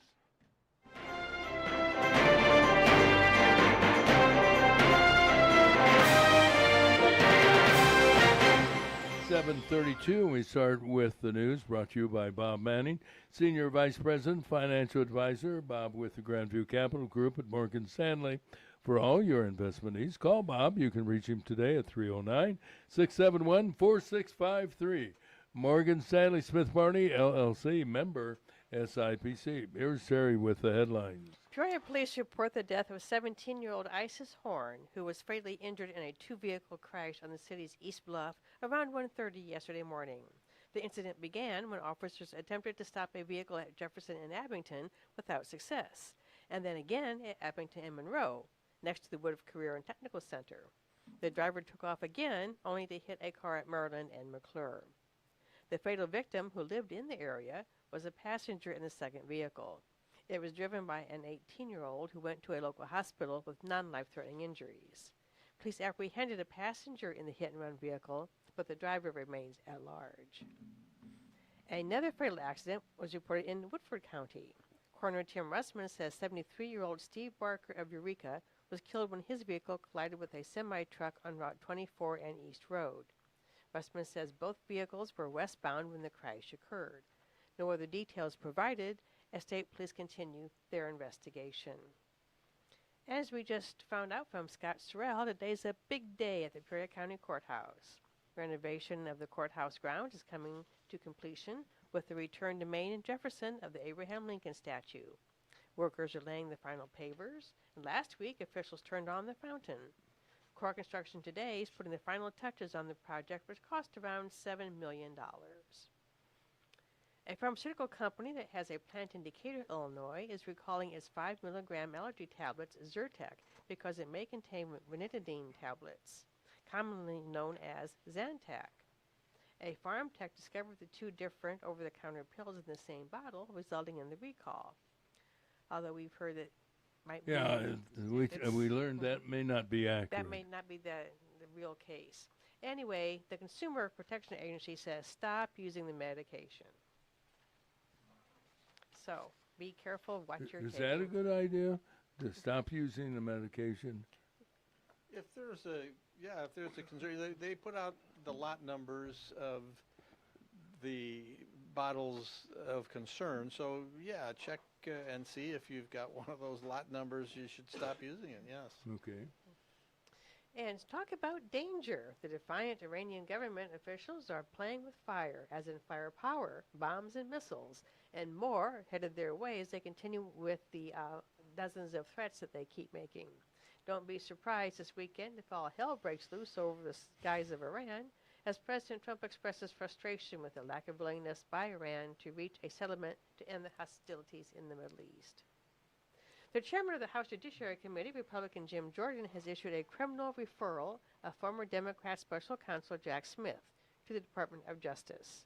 Jordan says newly released documents contradict Smith's testimony, denying he sought access of Republican text messages during Smith's investigation of Trump. We have Kevin Sullivan in the studio, and we're going to talk about that topic. And we might throw a few others at him, too.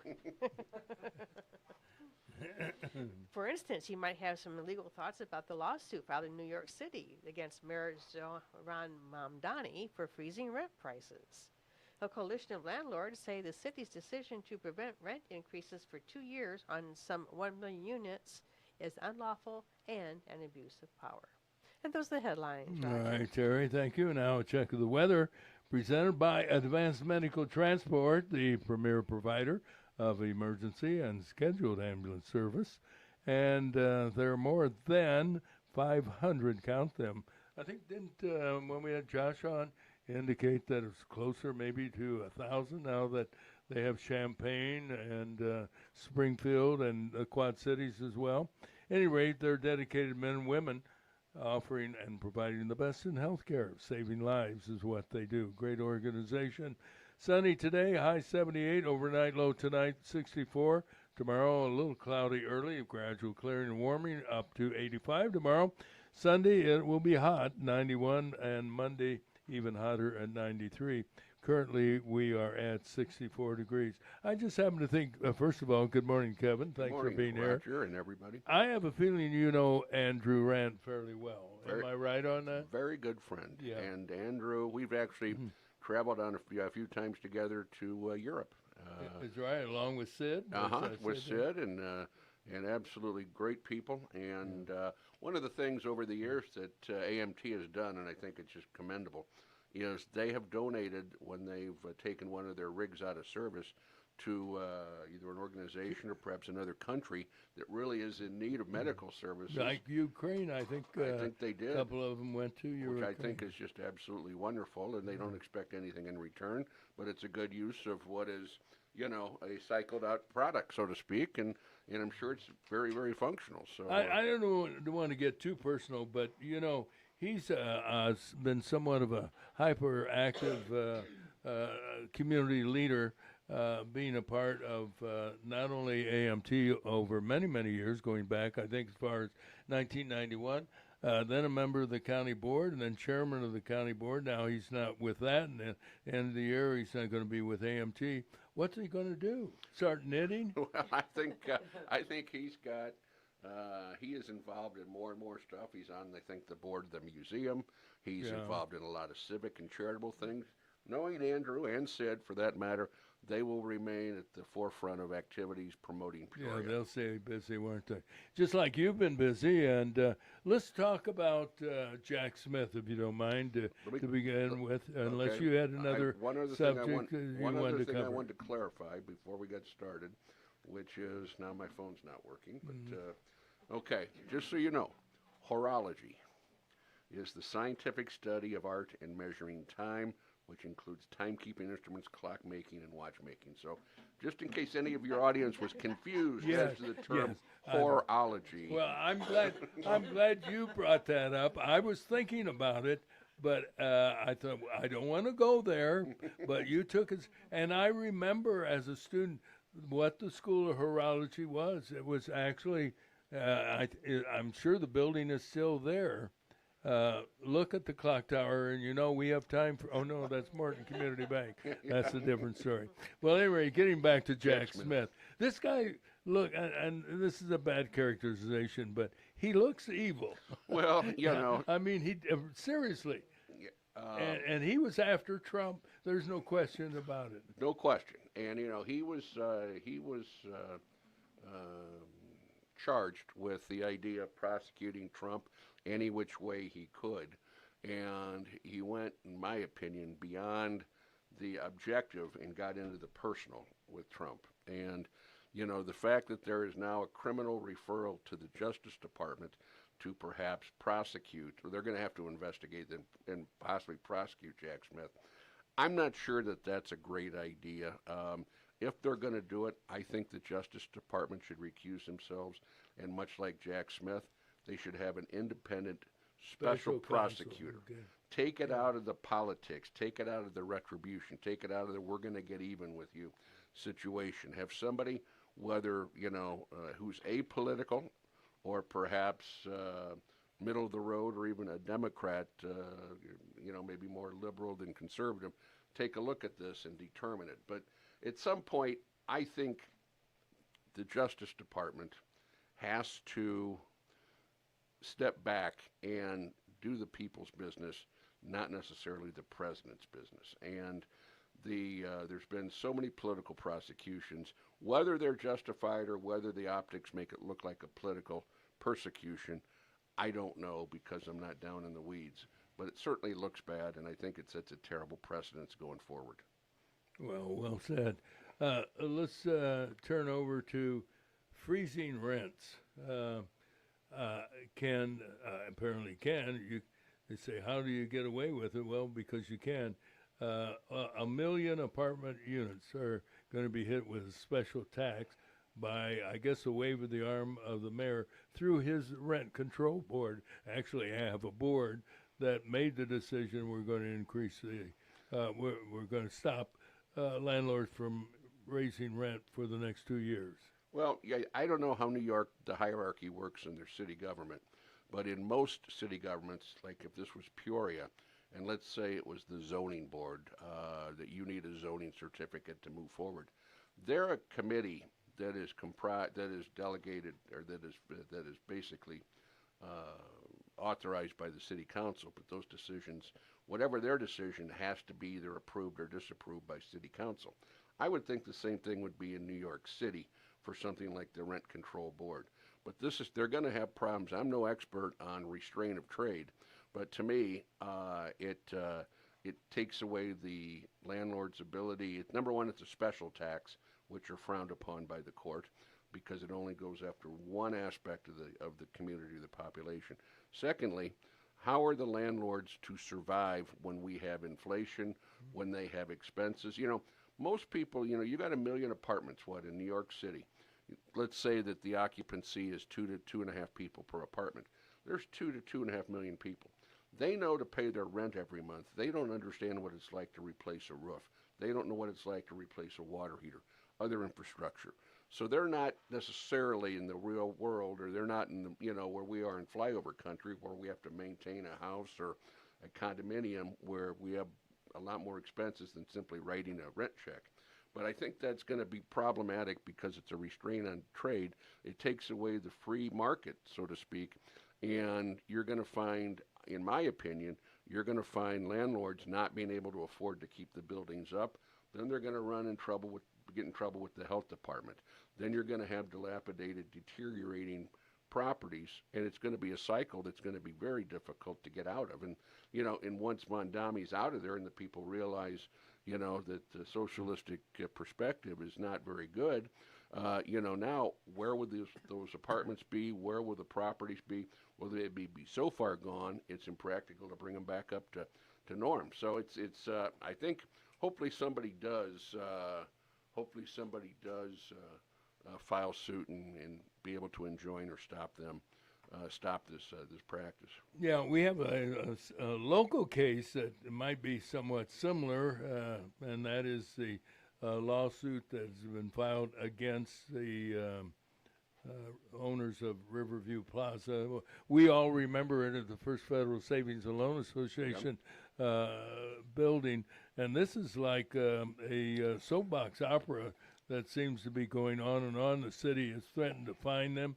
Then they have issued, I guess, now they want to collect fines, and I don't understand what's going on. Are you following this at all? Well, as much as I can, but what's going on is the latest is the city has filed to have a receiver appointed and have the receiver take everything over so that the construction gets underway and moves with a lot greater speed and intensity than what's going on right now. But it's a catch-22 as I see it, and I'm not talking the legal maneuvering. Here's the problem. You've got in downtown Peoria, most every office building, maybe not Caterpillar, but or OSF, but every typically private office building, whether it's the Becker building, whether it's the Commerce Bank, whether it's One Technology, the Jansen building, Hamilton Square. You have so much vacancy in these buildings right now in downtown because after COVID, people just didn't come back. They're working remotely. They're working from their car, their home, wherever. And let's say he has to spend $2, $3, $4, $5 million to bring. I'm going to call it the Savings Center Tower. I think it's the Chase Park Plaza. I like that sound. I remember the top of the 20th, as a matter of fact, George Holt's restaurant. But I was wondering. I couldn't remember who the guy was. I told the story, if you don't mind me interrupting, where Royce and I went up there to eat one day, and there was nobody there at the top of the 20th. And I think it was the George that came and said, "Do you have a reservation?" And Royce says, "Do you think we need one?" George, I remember very well. He was a brilliant chef and great, but he didn't have a businessman. He didn't have businessman acumen. But going back, the problem is if they fix it up, who's going in there? There's nobody. Right now you got so much vacancy that what are they going to do with it? So I have a feeling it's going to end up. Basically, the city's going to end up owning this building. And then what happens there? Are you going to tear it down, or are you going to, Structurally, there's no problem with it. Well, right? I think that they say there's not. I think they're structurally. I think they need maybe to do some patchwork because they've got some, especially in the parking deck. Whereas I understand it, there's some deterioration of concrete to the point where you can actually see the rebar in there. And so not good. Well, and keep in mind that building sits on essentially stilts on top of the parking deck, and you're talking, about 15 floors going above the parking deck. And so, if there's a weakness or a crack or there's an issue, it depends on which way that building's falling. It could be on top of the courthouse. Suddenly you wind up top of the 18th. It could be, It could do a lot of damage to all the good that Scott Sorrell and the county board has done. Yeah, exactly right. Well, it is somewhat of a dilemma, and I know you don't want to get into it, but it seems like the city is getting more into real estate. They just bought land out at what used to be the Heart of Illinois Fair or Exposition Gardens, the PNC Bank building.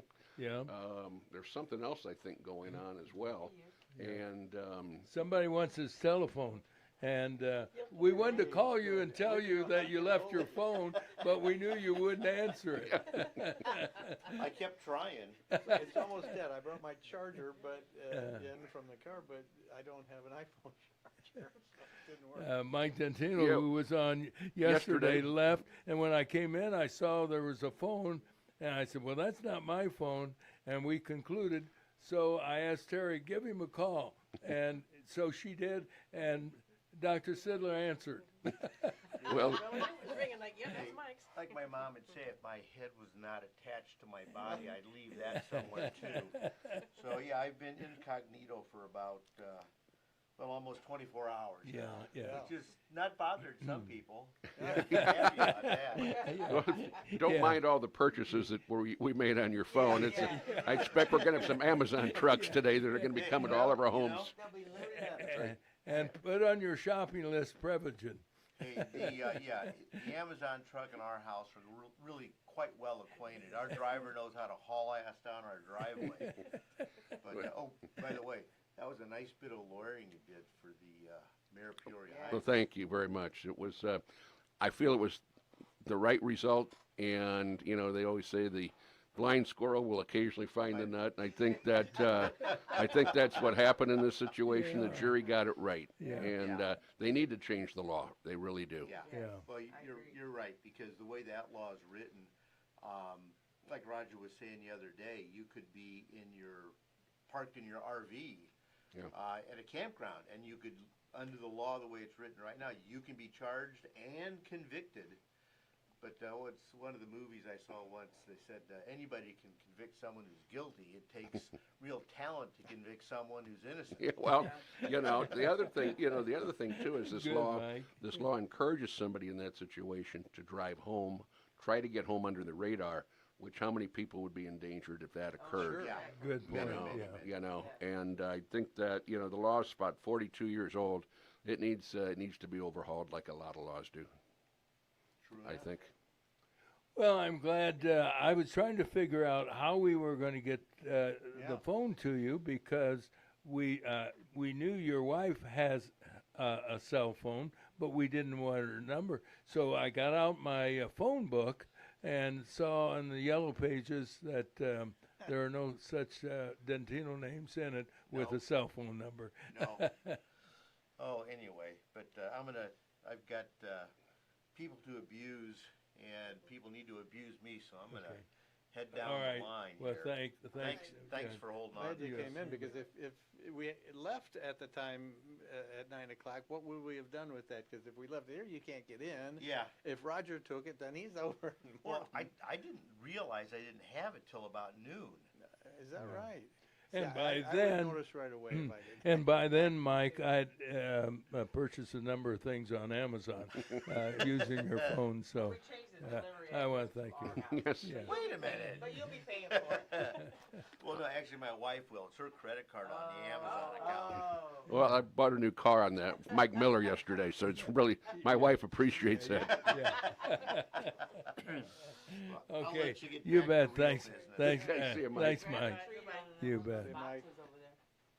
Yeah, go ahead. Okay, do you have any other legal issues you want to share with us this morning? I had an interesting discussion yesterday with President Jim Shadid, Bradley. We had lunch together with a group of guys, and we got talking about an NCAA rule that is somewhat draconian and archaic, and that is if you want to be a Division I, let's say a basketball team, under the NCAA and Title IX, I believe you have to have at least 14 other sports that you have to Total fund. of 14. Yeah, total of 14, okay. And you've got to fund them, you've got to support them, and it's, I think, puts a great deal of stress on a school such as Bradley, some of the mid-majors, because it's, for example, I think this came up the other day on the radio. Bradley's always had a pretty good baseball team, but because of where we're located, they have to play 50 games, NCAA rule, and most of those games are down south, especially at the beginning of the season. What an expense to take a team. I mean, I know what it costs to take, I know it's very expensive to take the, let's say, the basketball team on a road trip. That's usually overnight. But baseball teams have like 35 players on them. Yeah, and there's sometimes multiple games wherever they're going. Oh, yeah. So, so what, you got that expense, you've got, and so Bradley's got some new sports that are on the horizon. But in the last several years, the courts have really kind of put the NCAA in their place. They're a little bit too overbearing, a little bit too demanding, and it would be nice to see schools get together and maybe in the court system challenge that rule with the NCAA and see what the court does. And I'm not saying Bradley's doing anything because I don't have that information, but we had a discussion yesterday about it, and I think it would be, with the way everything is right now, you've got the Big Ten, you've got the SEC. It's going to be like the AFC and the NFC, and everybody else is going to go to the wayside and be a second-class team.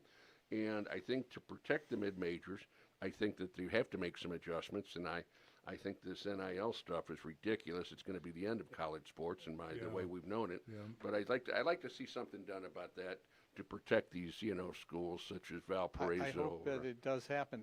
And Bradley is not alone in that. There are a ton of these mid-major schools that are facing the same exact problems. And I know Jim has spoken to some of the representatives from many other schools.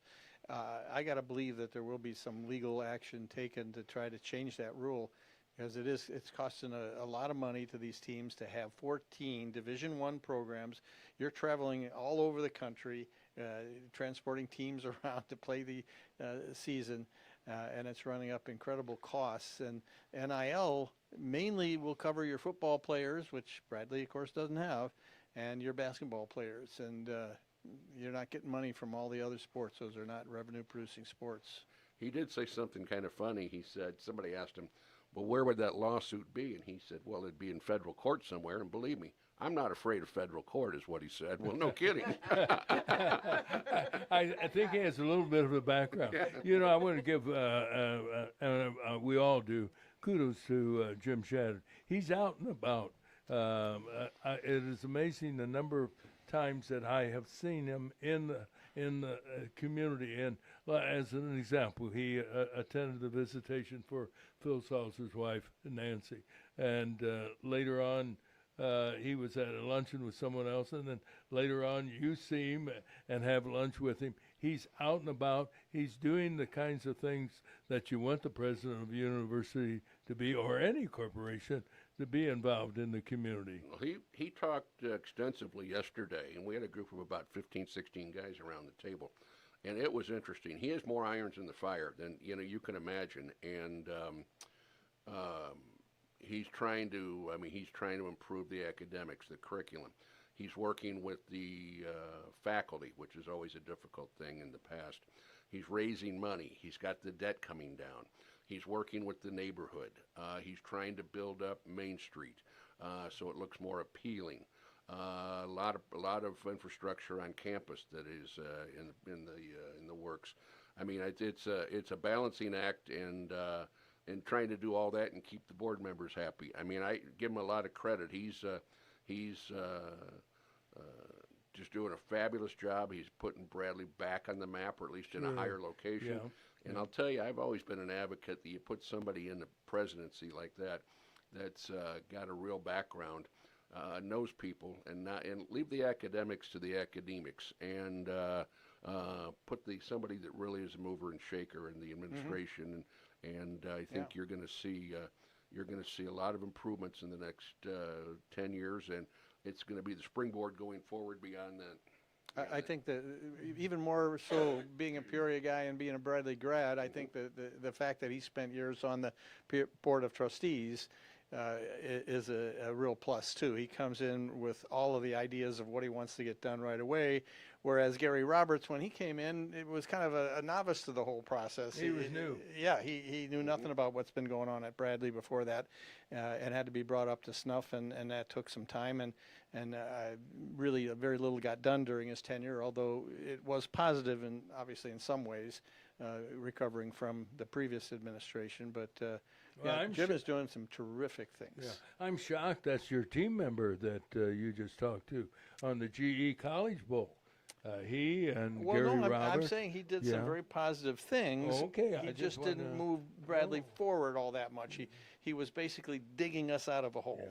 And he was a sports attorney, as I recall. Absolutely, was he not? was like Yeah. the preeminent sports attorney in the country. And I think that he became the dean of the law school at Indiana, perhaps. Eventually, he actually started at Tulane. He was the first to start a curriculum of sports law at Tulane Law School, and then became the dean at Indiana. Yeah, but isn't it true? Because I watched the GE College Bowl. We've had it on the show a number of times.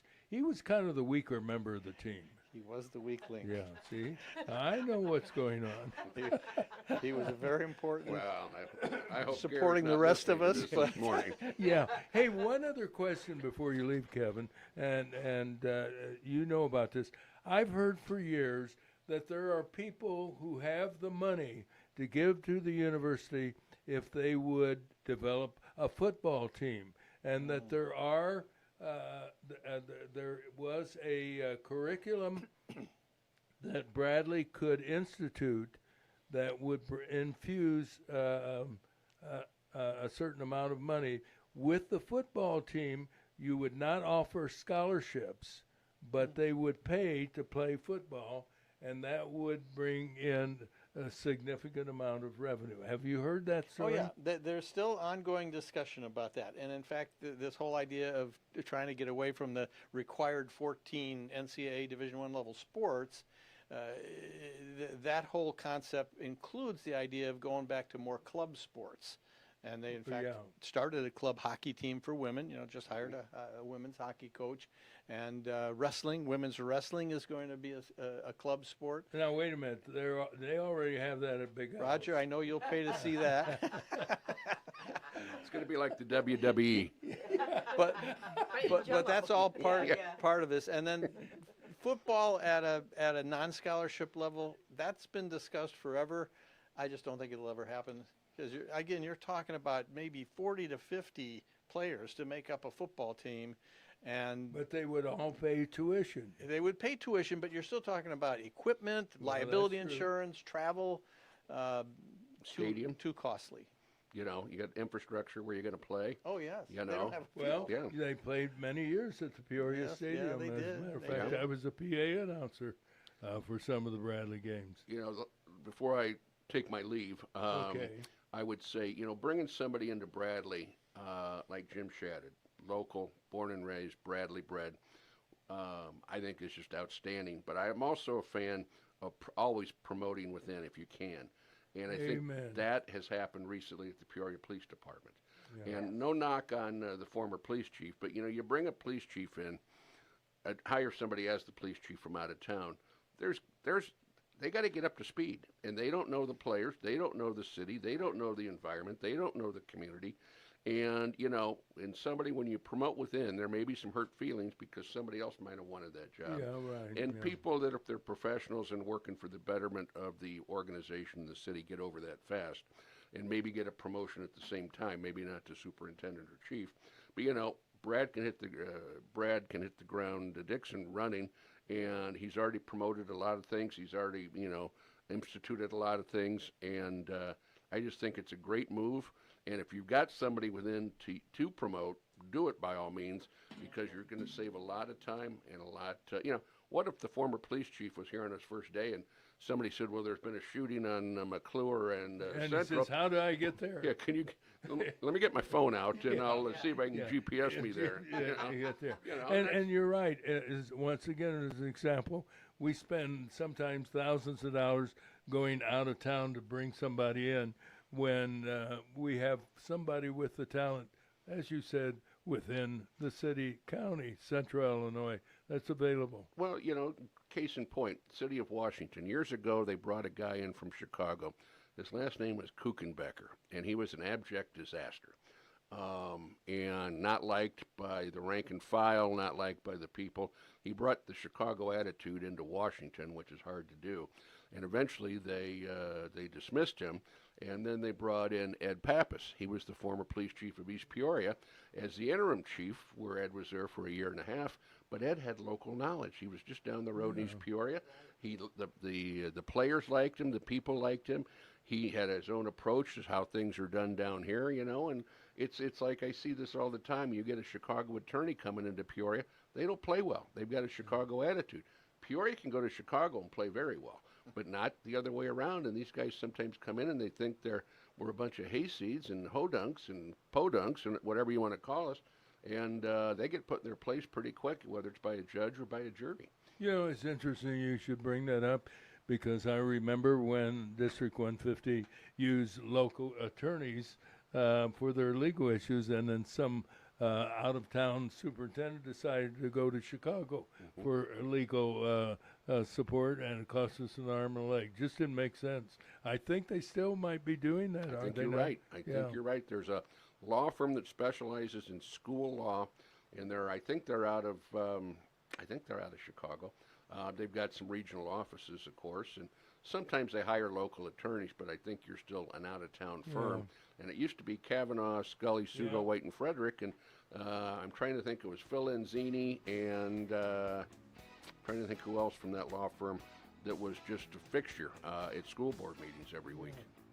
As always, Kevin, thanks for coming in this Thank morning. you, Have a everybody. great weekend, Good and weekend. we'll Be talk safe. to you next week. You got it. Kevin Sullivan. Coming up next on the agenda, Virginia White is here, and we're going to pick her brain because I know she comes bearing gifts and knowledge and information. So stay tuned for that. News, weather, sports coming up on WAZU FM 90.7 Peoria, Illinois, and also on YouTube. So happy to see everybody. Stay tuned.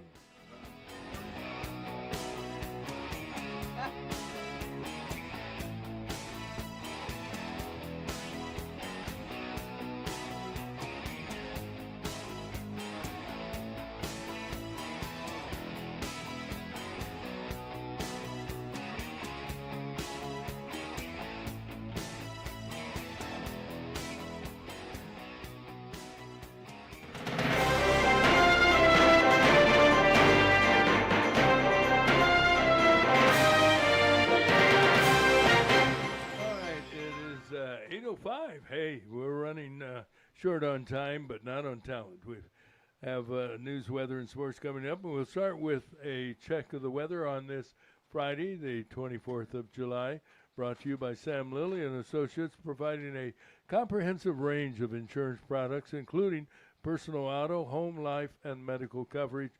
Sam specializes in Medicare plans and options, something he's been doing during his 40 years in the business. And you can reach Sam Lilly at 309-245-4374. Now your live weather forecast: sunny today with a high of 78, the overnight low 64. Tomorrow, a gradual clearing and warmer. We're up to 85, and Sunday it'll be hot, 91, and Monday hotter at 93. Currently our temperature is at 68 degrees. Now the news. Teri has our lead story. Teri? Peoria police report the death of 17-year-old Isis Horn, who was fatally injured in a two-vehicle crash on the city's East Bluff around 1:30 yesterday morning. The incident began when officers attempted to stop a vehicle at Jefferson and Abington without success, and then again at Abington and Monroe, next to the Wood Career and Technical Center. The driver took off again, only to hit a car at Maryland and McClure. The fatal victim, who lived